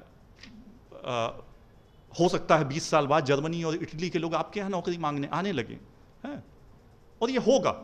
ये मैं किसी राजनीतिक विचारधारा से संचालित होकर के ये बात नहीं कर रहा हूँ, क्योंकि मैं सामान्य तौर पे तथ्यों के आधार पे बात करना पसंद करता हूँ। ये सारे जो आंकड़े आके कह रहे हैं वो ऐसा ही कह रहे हैं। तो मल्टीकल्चरलिज्म की सारी अवधारणाएं पश्चिम में फेल कर गई, और आपने इंटीग्रेशन के सारी, पेरिस में जो हुआ, स्कैंडिनेविया में हुआ, और इसीलिए सारे उन देशों में आज जो सरकारें हैं वो प्रतिक्रियावादी सरकारें आने लगी, क्योंकि सारे के सारे आप कहीं सफल नहीं हो पाए। और ये देश हजारों सालों से इंटीग्रेशन सारे वर्गों को साथ लेकर के चल रहा है, तो किसी मतान्धता के आधार पर थोड़ी चल रहा है। इसकी बुनियाद में जैन धर्म के ग्रंथ, उपनिषदों के, पाली साहित्य के सारे स्तंभ के तौर पे विद्यमान हैं, तब चल रहा है। और उन्हें जानने की आवश्यकता है। जहाँ से मैंने बात शुरू की कि भारत अध्ययन केंद्र में मेरे लिए बहुत सुखद है कि जब भारत की अवधारणा करते हैं तो हम उसमें मान लें कि वो सारी की सारी सिर्फ वैदिक परंपरा नहीं, जैन धर्म, बौद्ध धर्म और भी तमाम परंपराएं, या आज के बाद में भी पिछले 100-200 सालों में बहुत सारे धार्मिक नए नए अवधारणाएं आईं। अरविंदो का दर्शन, गांधी जी का दर्शन, सभी के दर्शन, सबसे मिलाकर के पूरी भारतीय संस्कृति इतनी महान हुई। इसमें आप ये खोजने और हमेशा झगड़े की मुद्रा में रहेंगे कि साहब मेरा इससे अलग है। आप झगड़ा कर सकते हैं, उस समय वो झगड़ा नहीं करते थे, वो संवाद करते थे। और वो संवाद हमारी सबसे बड़ी ताकत है, जो मुझे लगता है कि पाली साहित्य ने दिया। अंतिम बात मैं जो कहना चाहूँगा, जैसा मैंने बात की जर्मनी से, जापान से, तमाम भाषाओं में पाली के शब्द, संस्कृत के शब्द मिलते हैं। पाली ने पूरे विश्व संस्कृति से भारत को जोड़ने में बहुत बड़ी भूमिका अदा की। सम्राट अशोक का तो सभी आप लोग जानते हैं कि उन्होंने 8 मिशनरी भेजी, और उसके बाद उन्होंने बहुत, यानी उस हिसाब से कहा जाए तो पाली साहित्य भारत का पहला मिशनरी साहित्य था, जो कि भारत के बाहर एक व्यवस्थित ढंग से कंठस्थ करा करके, लिखित तो था नहीं, वो कंठस्थ करा करके जो राजकुमार महेंद्र थे उनके साथ इट्ठीय, उत्तीय, संबल और भद्रसाल 4 बौद्ध भिक्षुओं ने, संघमित्रा तो बहुत बाद में गई हैं, इन्होंने 5 ने कंठस्थ करके पूरे पाली साहित्य को इन 8 दुनिया के विश्व के कोने कोने में पहुंचाया। प्रवाह वही नहीं रुकता, उसके बाद फिर बहुत सारी चीज़ें हम लोग भूल जाते हैं। बहुत सारी चीज़ें जब आप जाते हैं उस भौगोलिक पृष्ठभूमि में तब याद आती है।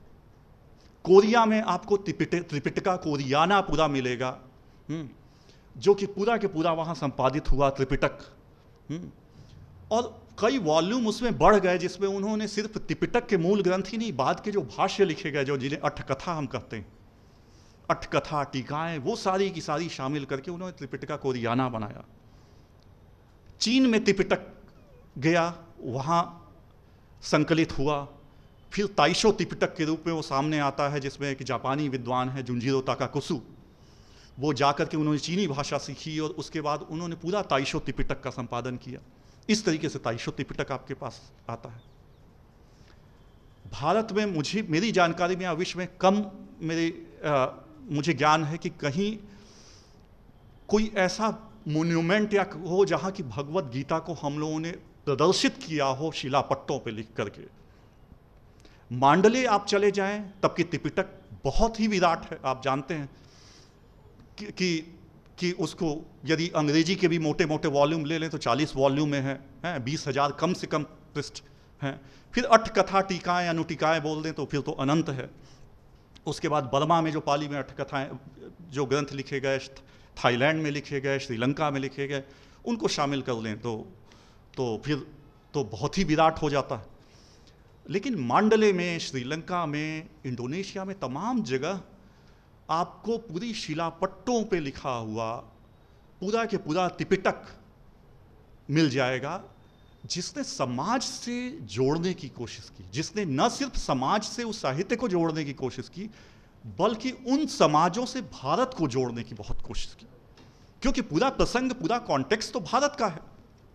जब सुजाता खीर खिलाती है तो सबसे पहला जापानी, चीनी, मैं पूरी दुनिया में जाता हूँ, वो पूछते हैं खीर क्या है।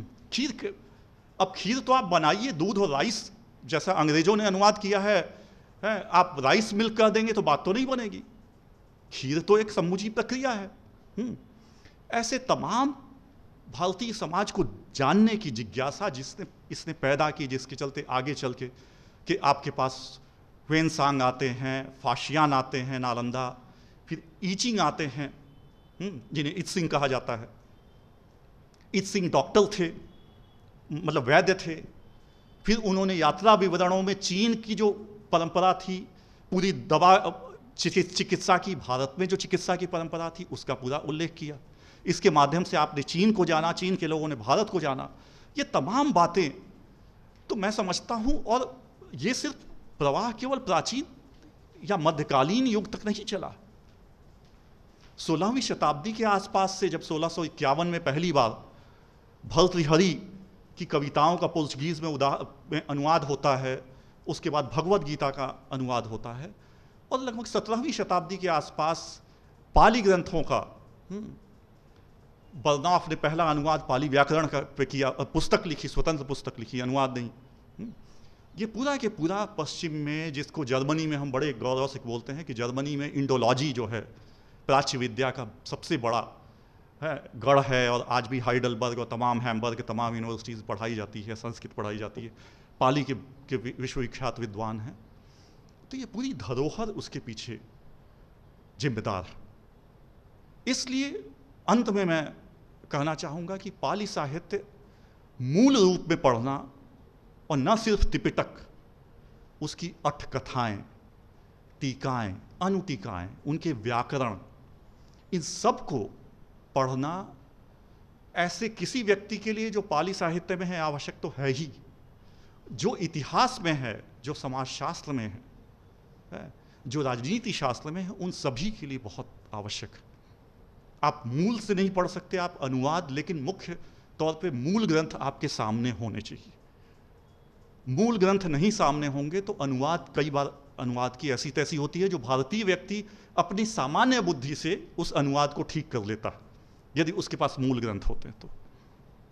इसलिए मूल ग्रंथों का अध्ययन अवश्य कीजिए, तब आपको ये अनुभूत होगा कि पाली साहित्य की ज्ञान परंपरा कितनी समृद्ध है, और कितने ऐसे दायरे हैं जहाँ कि हम अपनी अपनी कोटरी में अपने अपने उसमें बटे हुए हैं, और हम इससे संवाद स्थापित कर सकते हैं।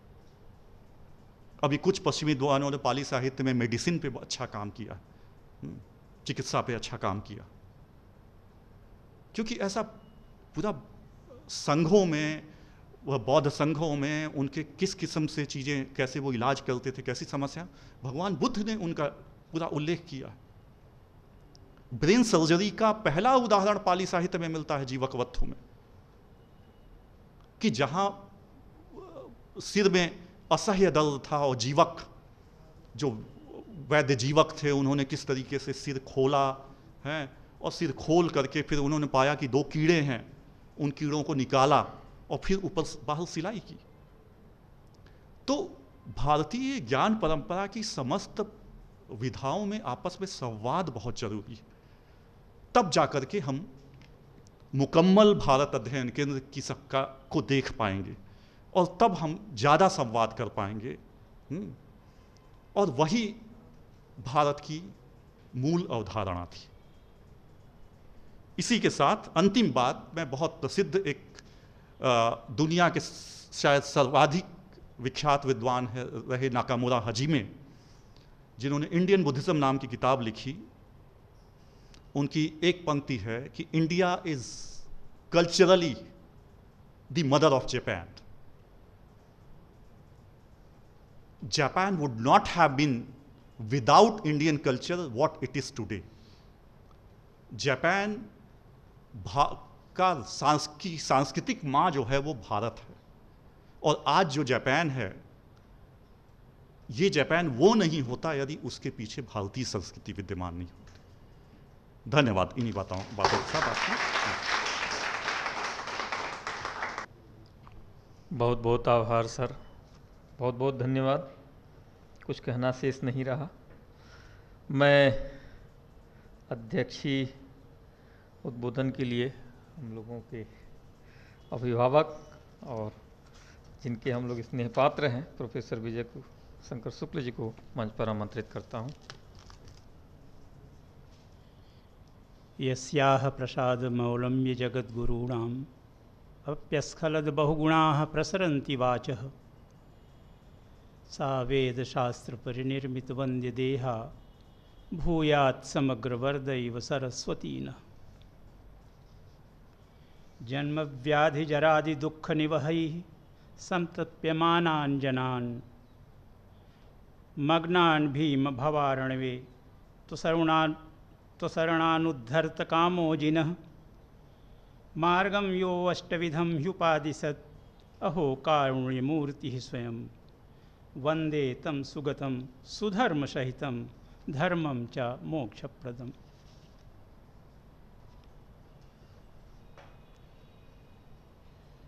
सम्मान्य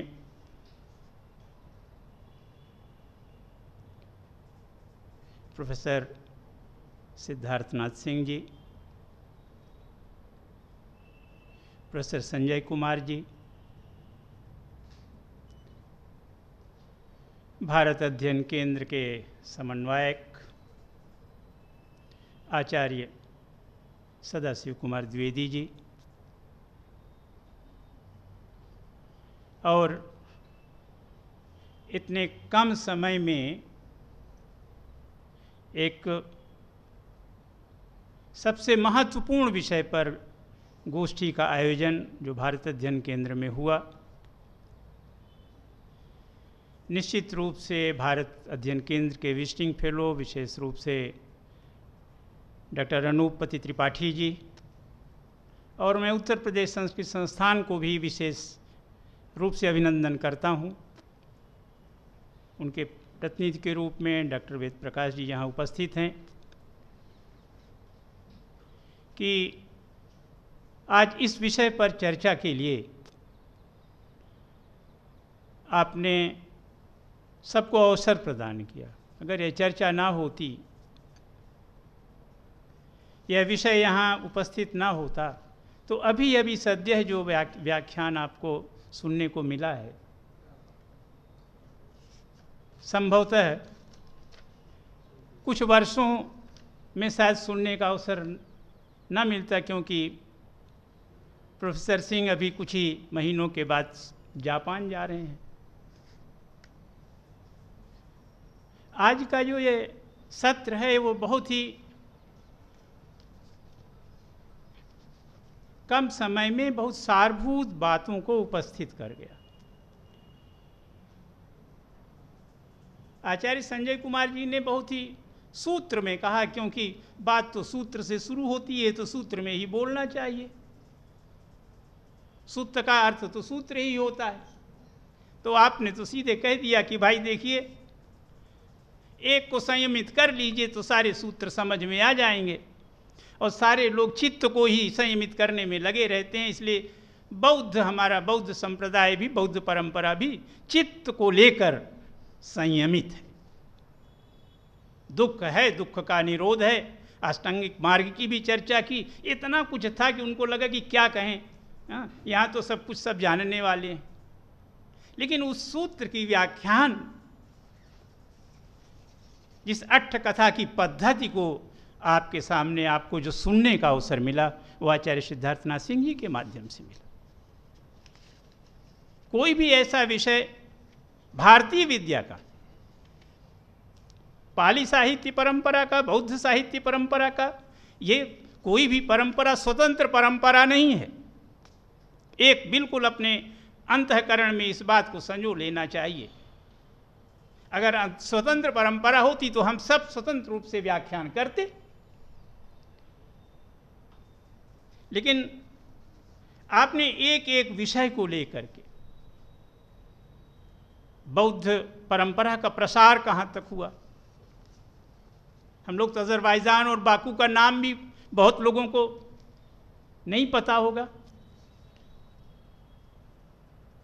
विदेशों में कितनी गंभीरता से इसके अध्ययन, इसके अध्येता वहाँ उपस्थित हैं। आपने हैम्बर्ग विश्वविद्यालय का नाम लिया। मुझे वहाँ के श्रेष्ठ बौद्ध विद्वानों के साथ कुछ महीने पढ़ने का अवसर प्राप्त हुआ, तब मैंने जाना कि ये तो बहुत महत्वपूर्ण विषय है। एक एक सारी भारतीय सभ्यता के साथ साथ विश्व सभ्यता की तुलना किस प्रकार की जा सकती है, चाहे सुमेरियन की बात हो या फिर आप हंगरी, बुडापेस्ट और बौद्ध पीठ तक ले जाते हैं। और कोर पॉइंट भी, आपने सेंट्रल पॉइंट भी बताया कि एक ऐसी परंपरा जिसके लिए कोई संशय की जगह नहीं है। अंधविश्वास का अर्थ संशय है, उसकी जगह नहीं है। इन सारी बातों को आपने, वस्तुतः ऐसा लग रहा था कि आप सुनाते ही जाइए, और बहुत कुछ था, क्योंकि अभी तो भूमिका बनी थी, उसमें विषय प्रवर्तन नहीं हुआ। अभी प्रवर्तन की ओर जा रहे थे, लेकिन सामने सूर्यास्त दिख रहा है, मुझे भी दिख रहा है। लेकिन मैं एक चीज के बारे में ही भारतीय विद्या को देखता हूं,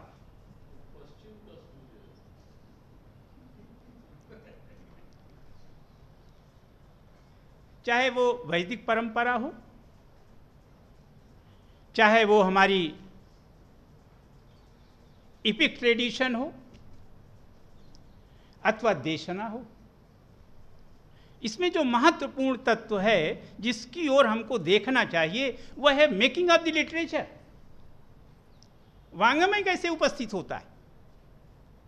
क्योंकि अगर हमने process of making of literature को आत्मसात कर लिया तो हमको बनाए रखना है या इससे आगे बढ़ना, इस पर भी विचार कर सकते हैं।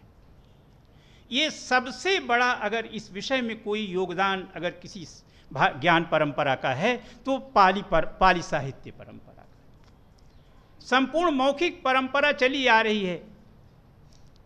भगवान का जब उदय होता है, हम उदय कहते हैं, उनकी उपस्थिति कहते हैं, जन्म नहीं कहते, क्योंकि जन्म जो है वो जन्म उसका होता है जिसका यशः का शरीर नहीं होता। हम लोगों का जन्म होता है, हाँ, कुछ वर्षों के बाद जाने के बाद कितने लोगों को जानते जी। और जो साक्षात वांग्मय विग्रह के रूप में जो उपस्थित हैं, उनका जन्म नहीं होता, वो उनका उद्भव होता है, वो अवतीर्ण होते हैं। जिस समय उनका उद्भव हुआ उस समय भारत में 1-2 नहीं, लगभग 3000 परंपराएं अपने अपने रूप में संशय उपस्थित किए हुए बैठी हुई थी। और हमारी एक परंपरा जो है वो एक तरह से शास्त्रीय परंपरा थी, उस परंपरा का अपना क्षेत्र था, उससे आगे नहीं बढ़ पा रही थी। जब कोई परंपरा आगे नहीं बढ़ती, हम अपनी संस्था को नहीं संभाल पाते हैं, तब तो कोई दूसरा देखता है कि हमको संभालना चाहिए जो है। तो हमारी एक पद्धति थी, हमारा एक क्षेत्र था, हम स्वर्ग कामो यजेत में विश्वास करते थे, लेकिन वो सबके लिए सुलभ नहीं था। ऐसी परिस्थिति में एक त्रिक की जरूरत थी। अपने यहाँ त्रिक जो है वो संपूर्ण को समेट लेता है। उस त्रिक में कभी कभी कुछ छूट जाता है, कभी कभी वो मिथुन छूट जाता है। हमारी बौद्ध परंपरा, जैसे आप एक एक तत्व, एक एक विषय को ले आ रहे थे। आप पंच महाभूतों की स्थापना को भी आपने स्पर्श करा दिया कि नहीं ठीक है, 4 हैं, आकाश को नहीं मानते तो कोई बात नहीं है। मुझे ये लग रहा था कि आप अंडरलाइन करते जा रहे हैं कि अब आप लोग समझते रहना, इस विषय में जो है देखते रहना जो है। तो हमारे पास त्रिक जो उपस्थित हुआ आज से 2500 वर्ष पहले, उस त्रिक में जो सबसे जो मूल बात जो थी वो 2 ही तत्व थे। देखिए, हम परंपरा को ठीक से नहीं समझते। एक परंपरा को हम सीधे सीधे, जैसे हमारे आचार्यों ने कह दिया कि नास्तिको वेद निंदक। भगवान ने कहीं नहीं कहा, कहीं वेद की निंदा नहीं की, जहाँ तक मैंने पढ़ा जो ये शब्द नहीं कहा, क्योंकि वेद ही एक माध्यम था जिसके माध्यम से लोगों ने बताया कि ये कोई सामान्य नहीं है, ये महापुरुष हैं। और ये महापुरुष लक्षण कहाँ से मिला? सारा का सारा जो संदर्भ देते हैं हमारे बौद्ध ग्रंथों में, ये कहते हैं ये इस वैदिक परंपरा में ये लक्षण हैं, ये 32 लक्षण हैं, और ये लक्षण साक्षात इनमें उपस्थित हो रहे हैं। ये अजान बाहु हैं, एक एक ये हैं, इनके मस्तक सारे लक्षण हैं जो है। मैं भी संक्षेप कर रहा हूँ, मैंने सोचा था कि आपको लक्षण बताऊंगा भगवान के जो है, लेकिन आप जान लीजिए कि वो कहाँ से लेते हैं, वैदिक परंपरा से लेते हैं। तो विरोध नहीं है, बस केवल एक बात की अवधारणा में संपूर्ण बौद्ध परंपरा या कहिए कि जो मूल परंपरा है उसमें भेद है, वह है ब्राह्मण की अवधारणा को लेकर। आप करेक्ट करिएगा कि यहाँ क्या है, ईसावास्यमिदं सर्वम। उस भगवान कहते हैं कि नहीं जो है, हाँ बस उसमें है कि नहीं, वह उस पर अडिग हैं कि नहीं, ऐसा नहीं है। ऐसा ना होने से एक सामान्य धारणा हो जाती है कि वेद का प्रामाण्य नहीं है बौद्ध परंपरा में, जबकि इसके विपरीत है। केवल एक है, यज्ञ की जो परंपरा है, यज्ञ की परंपरा में जो यज्ञ से स्वर्ग कामो यजेत है, उसको बौद्ध परंपरा नहीं स्वीकार करती। बाकी सारे के सारे तत्व देवताओं की कोटि में जहाँ स्वीकार करने की बात आती है, वो वैदिक परंपरा से भी आगे बढ़ जाते हैं। वहाँ तो केवल जो है वो पृथ्वी स्थानीय, द्विस्थानीय और अंतरिक्ष स्थानीय देवता हैं। वहाँ तो उस परंपरा में हम तो यक्ष, किन्नर और जो जितना हो सकता है वहाँ तक जाते हैं, उसको भी स्वीकार करते हैं। पुनर्जन्म में सीधे सीधे भगवान को जब ज्ञान प्राप्त होता है तो प्रथम याम में क्या देखते हैं, अपना पुनर्जन्म ही तो देखते हैं जो है, अपने सारे उसको देखते हैं।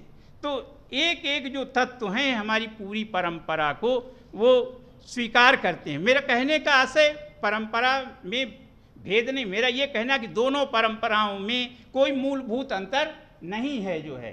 तात्विक रूप से हमको ये मानना चाहिए। जब तात्विक रूप से मूल अंतर नहीं है तो हमको दोनों ज्ञान परंपराओं का गंभीर अवगाहन करना चाहिए। परलोक में बहुत अच्छी परिभाषा दी आपने, हम लोगों की चर्चा हो रही थी प्रोफेसर सिंह जी से, जो बहुत सारी पुस्तकें हैं।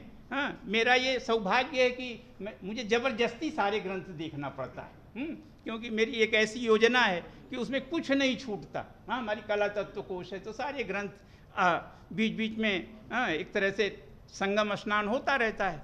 तो आचार्य नरेंद्र देव जी ने बहुत ही अच्छा कहा कि ये नास्तिक की ये परिभाषा नहीं है, नास्ति परलोको यस्य सह।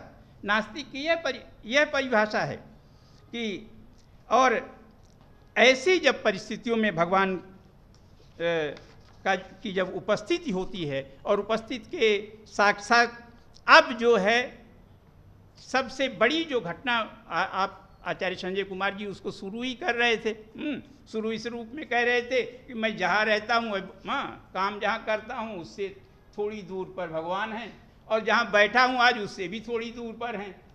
तो दो का सानिध्य तो मुझे सहज मिल गया।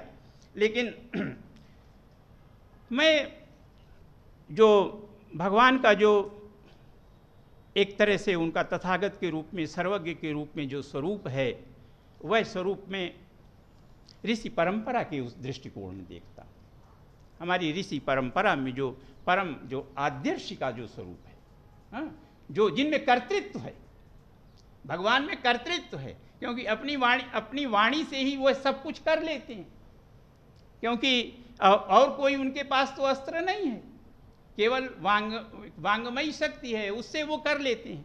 तो अब उससे उस परम शक्ति का जैसे उनके अंदर आविर्भाव होता है या परिवर्तन होता है, तो उनका कर्तृत्व जो है उपस्थित हो जाता है। और सबसे जो बड़ी घटना जो प्रारंभ उनके जीवन में जो है, प्रारंभिक जीवन में जो एक तरह से जो पाली साहित्य का जैसे उदय के रूप में जो कहिए, वो फर्स्ट सरमन के रूप में कहिए, वो फर्स्ट सरमन में तो ठीक है कि उन्होंने पंच भिक्षुओं को दिया जो है, काशी आए यश को भी दिया, यश भी सम्मिलित हो गए, और उसका जो परिणाम हुआ उसके साथ साथ जो यश के सारे ये हो गए। ये जो सब मिलाकर जो 60 उन अंकों की जो आवृत्ति बनती है, उसका भी एक वैज्ञानिक कहीं न कहीं महत्व है। लेकिन ये यहाँ से जो है ऐसा नहीं है कि साहित्य का सर्जना प्रारंभ हो गई। साहित्य की सर्जना जो प्रथम प्रारंभ होती है, जो मैं समझता हूँ, जब वो भगवान उर्वेल की ओर जाते हैं और उर्वेल काश्यप से उनकी भेंट होती है, और उसके बाद जो उर्वेल जो काश्यप हैं, जो एक तरह से बिंबसार का उनको सानिध्य मिला हुआ है, और जैसे ही वो उनकी देशना को स्वीकार कर लेते हैं, वैसे ही पाली वाङ्मय का जो है एक तरह से देशना का प्रारंभ हो जाता है, और उससे जो है धीरे धीरे जो डायलॉग पद्धति है वह आगे बढ़ जाती है। एक भगवान का जो सबसे बड़ा निर्णय जिसे मैं अपने उस रूप में देखता हूँ कि अगर वह निर्णय न होता, जो चुल्लवग्ग का जो विशेष रूप से चुल्लवग्ग में ही है शायद, जो यामेल और तमेल का जो आख्यान है, यामेलु और तमेल का, कि अब देखिए वहाँ भी यामेल और तमेल जो है वो वैदिक ब्राह्मण है, सारी की सारी वैदिक परंपरा है, और वैदिक परंपरा किस तरह से लोक में प्रवर्तित हो रही है जो है, ये बड़ा अद्भुत और सौंदर्य से परिपूर्ण है।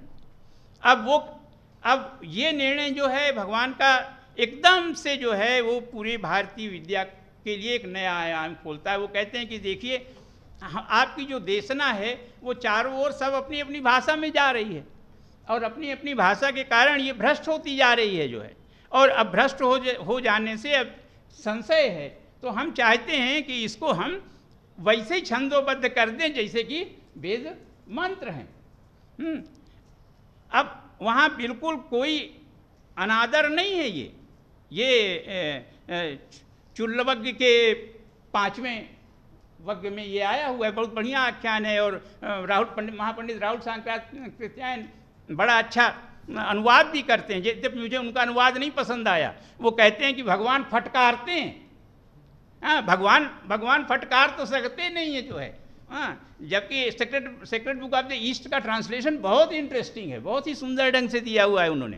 तो भगवान कहते कि नहीं, ऐसा नहीं, ये मेरा आदेश है कि हमारी देशना जो है, हमारे जो उपदेश हैं वो उसी रूप में रहेंगे जिस रूप में हम दे रहे हैं। और अगर वो ऐसा न कहते तो जो बैकग्राउंड आपने दिया, देखिए क्या मतलब, केवल 500 वर्ष बाद, जो भगवान के 600 वर्ष बाद 1st सेंचुरी एडी में जो है प्रज्ञा पारमिता चाइना पहुंच जाती है। कोई दूसरा टेक्स्ट नहीं जाता है जो है। बगल में तिब्बत में तो 800 वर्ष लग जाते हैं, लेकिन वहाँ पहुँच हमारा ख्याल है कि 5th सेंचुरी में जापान में भी पहुँच जाता है जो, और 8वीं से लेके 10वीं तक मंगोल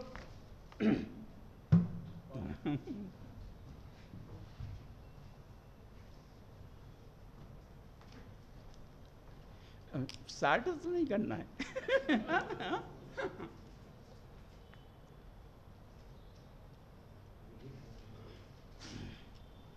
देखिए मेरे लिए ये अवसर है, मैंने जो भगवान की स्तुति की वो हमारे पूज्य गुरु आचार्य सातकड़ी मुखोपाध्याय जी का अपना श्लोक था, जो मूलतः पाली भाषा के अध्यापक थे, और उनसे जो है मैंने जो है सुना करता था, मैंने पढ़ा नहीं। उन्होंने धम्मपद का अपना अनुवाद किया था जो यहीं चौखंबा से छपा हुआ था, कंछेदी लाल या छेदी लाल के उस पर उन्होंने वो लिखी, तो उन्होंने प्रेजेंट की थी। बहुत बाद में मैंने पढ़ा कि नहीं, धम्मपद, किसी ने कहा धम्मपद तो कुछ नहीं है, अगर सुत्त निपात पढ़ो तो आंखें खुल जाएंगी जो है। तो मैंने सुत्त निपात भी पढ़ा जो है, और तब सौंदर्य देखा जो है कि नहीं। और ये इस ग्रंथों को आपने तो कहा था, महामना मालवीय जी ने धम्मपद की कुछ जो है कारिकाएँ जो हैं वो अपने विश्वनाथ मंदिर में लिखवाई हुई हैं। हाँ, विशेष रूप से शायद कोधवग्ग से संबंधित हैं शायद जो है। तो इस रूप में मेरा अध्ययन प्रारंभ हुआ, और फिर मुझे कुछ बहुत अद्भुत इंटरनेशनल सेमिनार करने का अवसर मिला, जिसमें कुमार जी व फिलोसफर एंड सीयर पर भी किया, ज्ञानश्री पर भी किया सेमिनार, उस पर उसकी वॉल्यूम भी निकली। तो धीरे धीरे यह विषय जो है लगने लगा कि अगर इस विषय को आप सब के लिए कह रहे हैं कि उस दृष्टि से देखें कि हमारी ज्ञान परंपरा में जो बहुत सारे तत्व जो हैं वो खुल नहीं पाए हैं, उसको किस तरह से जो है भगवान जो हैं वो खोल देते हैं। जैसे हम लोग गीता, आपने उदाहरण भी दिया, जैसे गीता में चातुर्वर्ण्यम मया सृष्टम गुण कर्म विभाग से एग्जैक्टली आपने भी शायद वही बात कही कि न जच्चा वसलो होती न जच्चा होती ब्राह्मणों, कम्मुना वसलो होती कम्मुना होती ब्राह्मणों। तो वहाँ उन्होंने कहा जात एक वृषल का आख्यान है कि वो कौन नीच होता है, तो अपने कर्मों से व्यक्ति नीच होता है। बड़ी लंबी लिस्ट है और उसके 26-27वें श्लोक उसके बाद जो है वो कहते हैं कि नहीं, कर्म से ही ब्राह्मण होता है जो है, और जाति से नहीं होता। और ये जो हमारी मूल अवधारणा है जो है, हमारी मूल वैदिक अवधारणा है, वो यही अवधारणा है, उससे कोई डिविएट, उससे कोई नहीं होते जो है। एक जगह जो है वो वेद मतलब वेद की हमने ये देखा कि जगह जगह जहाँ भी वेद का शब्द आया, वेद पाठी का शब्द आया, उन्होंने बहुत ही शालीनता के साथ उत्तर दिया। इसी सुत्त निपात के उरग सुत्त में एक जगह आया कि जो वेद पाठियों के घर में मंत्रों के जानकार ब्राह्मण हैं वे भी नित्य पाप कर्मों में संलग्न दिखाई देते हैं। अर्थ कहने का आशय उनका ये है कि जो अगर आप इसको अपनी एक तरह से स्वीकार करते हैं और उसमें वैदिक परंपरा में हैं, तो आपको अपने आचरण को उच्च कोटि का रखना चाहिए। बड़ा लंबा है इसमें।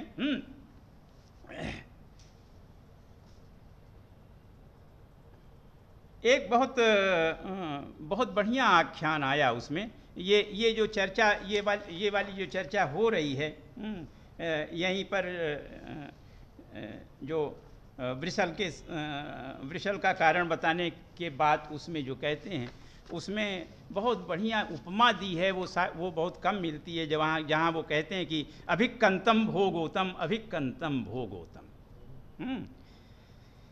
अर्थात कहते हैं कि हे गौतम, तथागत को जो जिनको उपदेश दे रहे हैं, कहते हैं कि अत्यंत ये आश्चर्य है। मतलब आपके जो उपदेश हैं, आपके जो शब्द हैं, एकदम ईशावास्यो सत्यस्यापिहितम मुखम, एकदम सत्य धर्माय दृष्टय जो है कि एकदम उसी रूप में प्रस्तुत करते हैं कि आपने तो जैसे अभी तक ढक्कन बंद था जो है, आपने उस ढक्कन को उघाड़ दिया जो है, उसको कर दिया। जैसे कोई रास्ता भूल रहा हो तो आपने रास्ते को बदल दिया। अंधकार में कोई जैसे तेल का कोई दिया मिल जाए जो है, और उससे फिर जो अपने नेत्र से सब कुछ देख सके, ऐसे ही है गौतम आपने अनेक प्रकार से धर्म को प्रकाशित किया। इस रूप में जो ये यहाँ से ये चर्चा होती रही, और आपने भी शुरू किया कि वस्तुतः जब आप मध्यम मार्ग से शुरू किया आपने, और आप तो उसको शिक्षा त्रय तक का भी स्पर्श कराया जो है, अष्टांगिक मार्ग ले गए, सील की भी चर्चा की। तो इस रूप में जो है इसका जो विस्तार हुआ विशेष रूप से पाली भाषा का, पाली साहित्य का जो है, तो ये साहित्य नहीं है जो है, यह एक परंपरा है, पर्याय है। पर्याय माने पूरा का पूरा एक जो विद्या की परंपरा है, यात्रा है। ये पर्याय शब्द ही इसके लिए, इसके सिनोनिम के रूप में हम ले सकते हैं पाली भाषा के रूप में। और ये शब्द जो है हमारी परंपरा में आज भी चल रहा है। हमारा जो उडुपी में जो है 8 संप्रदाय हैं जो है, तो कहते हैं कि अभी 2 वर्ष बाद मेरा पर्याय आएगा। मतलब मेरी मठ की परंपरा के अनुसार हमारी ये जो है, जो अनुष्ठान की परंपरा है, ज्ञान की परंपरा है, वो आगे चलेगी। आपने एक बात कही जो है कि हाँ, कुछ जगह जो है जहाँ की संपूर्ण गीता जो है वो टंकित है जो है, वो उडुपी का याद आ गया। तो उडुपी में गीता मंदिर है, तो वहाँ पूरा जो है वो टंकित, संगमरमर में टंकित है जो है। अपने यहाँ बहुत सारे ग्रंथ हैं जो है, जैसे काशी में शंकराचार्य की सौंदर्य लहरी टंकित है जो है। आपके अहमदाबाद में श्रीमद् भागवत पूरा का पूरा जो है वो भागवत विद्यापीठ में पूरी तरह से टंकित है। तो इस रूप में ये परंपरा जो है, जो भगवान ने आगे बढ़ाई, और उसकी जो विद्या की परंपरा है, उस परंपरा पर तो कभी आप अलग से एक छोटा सा सेमिनार करिए जो है, क्योंकि वो बहुत जरूरी है, बहुत ही आवश्यक है। देखिए, ये तो हम लोगों की कहानियाँ हैं, कहानियाँ इतनी हैं कि पूरे दिन हमारे सिंह साहब सुनाते रहेंगे, संजय कुमार जी सुनाते रहेंगे, हम लोग भी कुछ योगदान देते रहेंगे, लेकिन इनका जो विभाजन है, इनका जो विभाजन है, उस विभाजन की दृष्टि से हमें जो है हमको देखना चाहिए जो है। अभी तक अभी तक हम नहीं जानते कि पाली भाषा, जो अपने पाली भाषा के विद्यार्थी हैं, विद्वान लोग हैं, वो विनय के स्वरूप को तो बता सकते हैं, लेकिन उसके बाद अगर आप देखें तो कोई भी आपको ऐसा नहीं मिलेगा कि विनय के स्वरूप को बता सके।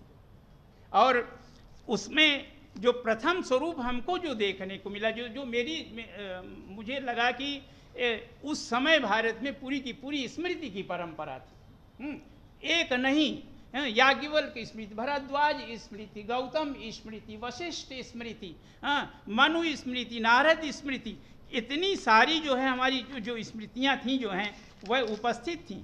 लेकिन एक अकेले जो है वो पातिमोक्ष सूत्र, प्रतिमोक्ष सूत्र ने सबका सार उपस्थित कर दिया।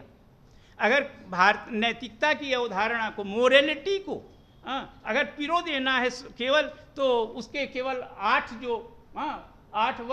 भाग हैं जो है, चाहे वो पराजिक हो, संघाती हो, अनियत हो, एक सूत्र में क्या कह देते हैं जो है कि अगर वो हमारे विद्यार्थियों को उस रूप में मिल जाए तो हमको लगता है किसी और प्रैक्टोरियल बोर्ड की जरूरत नहीं होगी जो है। जो प्रायश्चित्त का जो मतलब किसको प्रायश्चित्त करना है, किनको अपने से ही मान लेना है कि हम क्या प्रायश्चित कर सकते हैं, किसको दंड देना है, किसके कह देने से वो दंड प्रमाणित, वो अपराध प्रमाणित हो जाए। अपराध की 8 कोटियों को आधार मानकर केवल भगवान ने जो है इतना बड़ा पालिवांगमय जो है हम सबके सामने उपस्थित कर दिया। उसका वही एक कारण था जो तीसरी बौद्ध संगीत का कारण बना जो है। वैशाली से प्रारंभ हुआ और वैशाली में विनाश भी शुरू हो गया। और वहीं तो विभाजन हुआ ना, दो वाद तो वहीं शुरू हुए। तो इन सब पर जो है एक विशिष्ट सेमिनार संगोष्ठी होनी चाहिए। एक एक विषय को लेकर के एक सीरीज करिए जो है। बिना सीरीज के जो है ये समझ में नहीं आता। हमें भारतीय विद्या को कभी समझना था तो हमने 5 वर्ष एक सीरीज का सेमिनार किया जो है। पहले वेद को समझा, फिर आगम को समझा, फिर पुराण को समझा, फिर एक एक करके और उसी में ये सारे भी ग्रंथ आए। तो ये भारत अध्ययन केंद्र के लिए बहुत बड़ी उपलब्धि है कि आज हमने जो है वो श्रेष्ठ विद्वानों के सानिध्य में एक महत्वपूर्ण जो है विद्या की परंपरा का प्रारंभ किया। इसको सातत्य बनाए रखिए जो है। अपने पाठ्यक्रम में भी कोई इस तरह से जो कि आपके यहाँ अपने पास विद्वानों की कमी नहीं है। और एक जो है पाली वांग्मय परंपरा पर कोई छोटा एक सर्टिफिकेट कोर्स भी हम लोग कर सकते हैं, क्योंकि वो जो खुलेगा तो उसके बाद फिर उसका आयाम दिखेगा जो है। तो मैंने सोचा था कि अगर वो कहते हैं कि अपने यहाँ गांव में कहावत है ना कि जहाँ पेड़ नहीं हुआ रेण ही महावृक्ष होता है। तो हमने सोचा कि अगर विद्वान नहीं होंगे तो हम ही विद्वान बन जाएंगे बौद्ध परंपरा की। तो कभी हमारे गुरुजी ने 2013 में उसके कैनन के बारे में बड़े विस्तार से जो है हमको बताया था जो है। तो वो मैंने सोचा था उसी पर चर्चा करेंगे, लेकिन हमने इतना सुन लिया कि मैं ही जो है पूर्ण हो गया, आप लोग भी पूर्ण हो गए होंगे। तो पुनः सबको धन्यवाद देते हुए, अभिनंदन करते हुए और विशेष रूप से भारत अध्ययन केंद्र को, हमारे परम प्रिय अत्यंत स्नेहभाजन कहूँ हमारे आचार्य द्विवेदी जी, अनूपपति जी, ज्ञानेंद्र जी, अमित जी, सबको कि हमें जो है सुनने का अवसर प्रदान किया, विशेष रूप से 2 विद्वानों से। यह मेरे लिए परम सौभाग्य की बात है। धन्यवाद।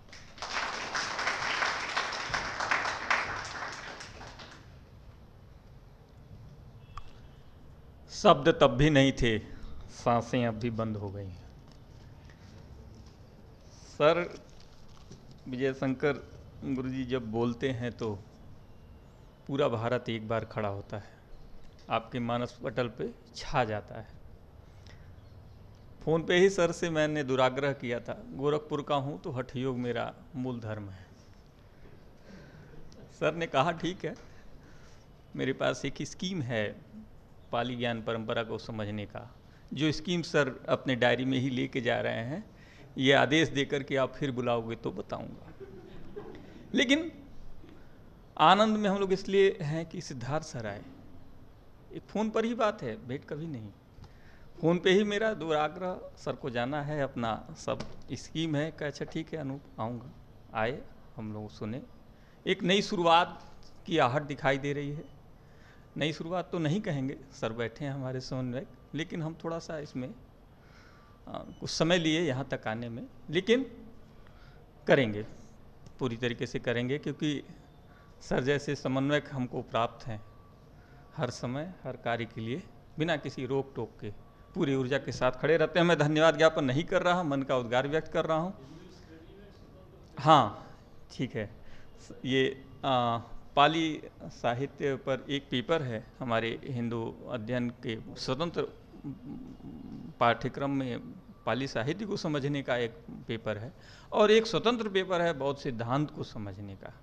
तो हिंदू अध्ययन के पाठ्यक्रम में दो महत्वपूर्ण पत्र के रूप में ये हम ज्ञान परंपरा को समझने का प्रयास किया। सर्टिफिकेट कोर्स में पाली साहित्य का जो नीति कथा है, उस नीति कथा को लेकर एक पूरा यूनिट है, वहाँ हम काशी हिंदू विश्वविद्यालय के विद्यार्थियों को पढ़ाते हैं।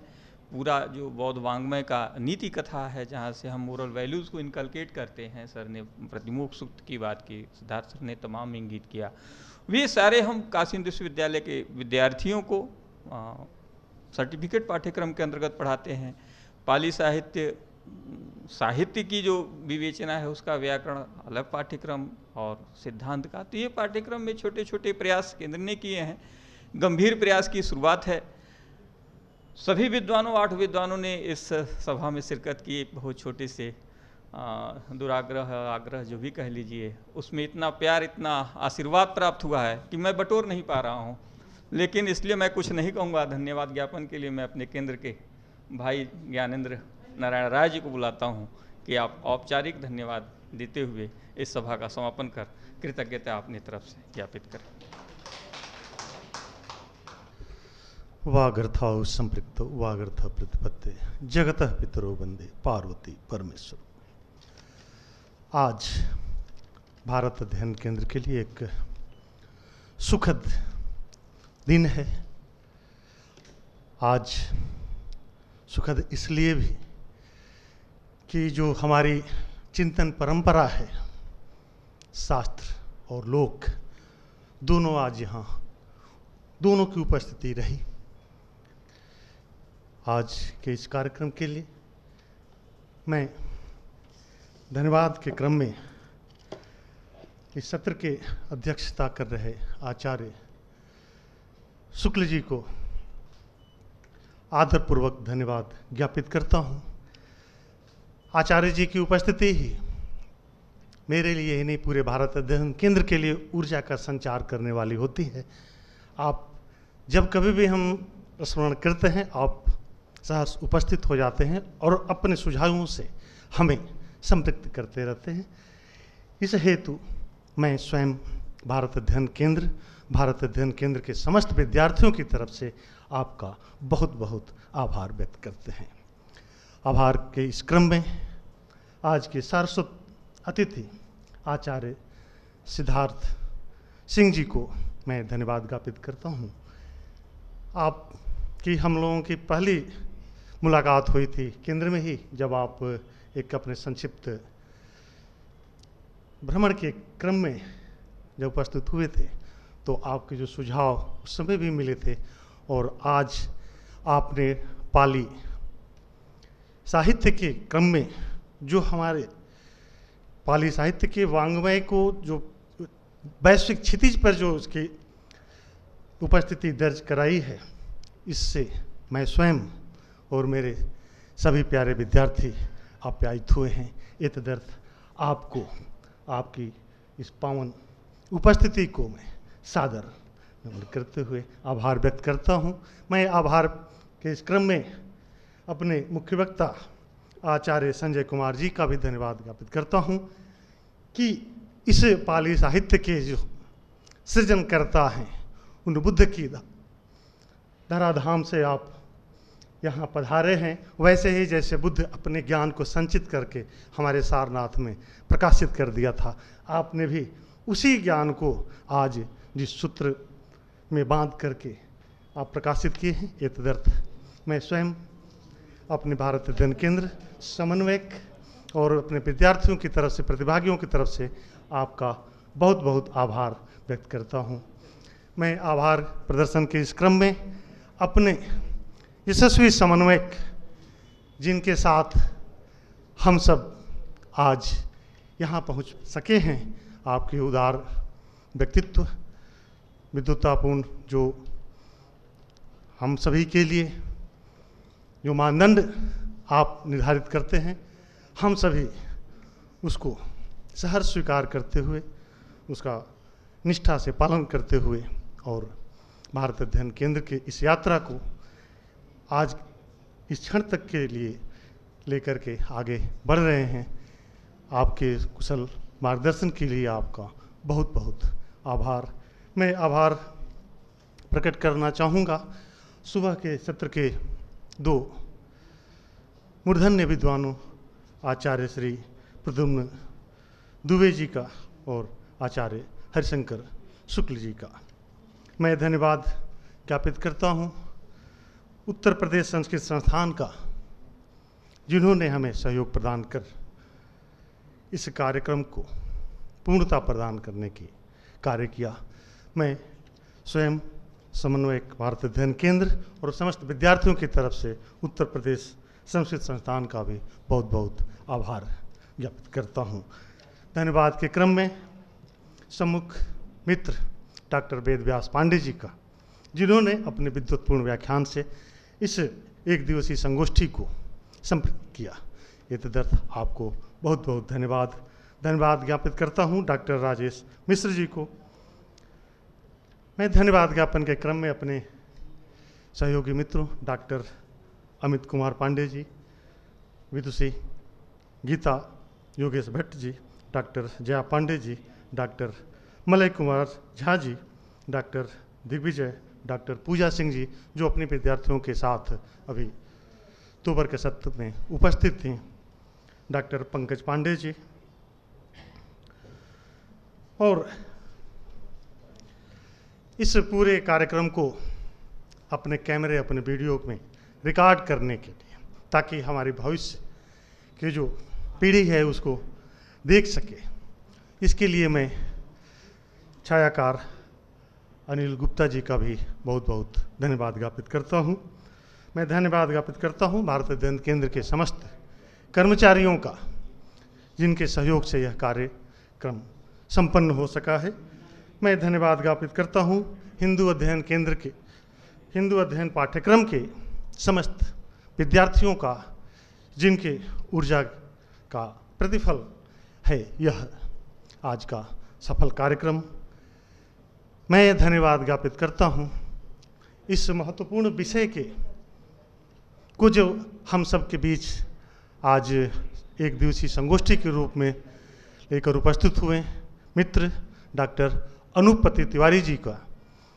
यदि आप के सुनिश्चित विषय न आए होते तो हम सभी को आज के इन विद्वानों के जो ज्ञान राशि है, जो ज्ञान का प्रकाश है, हम सब तक नहीं पहुंच सका होता। मैं इतना ही कहते हुए आप सबका पुनः बहुत बहुत आभार व्यक्त करता हूं और आज के इस सभा का यहीं विराम देते हुए सभी का अभिनंदन करता हूँ। बाहर चाय है तो एक निवेदन है कि आप सभी चाय ग्रहण करके ही जाएंगे।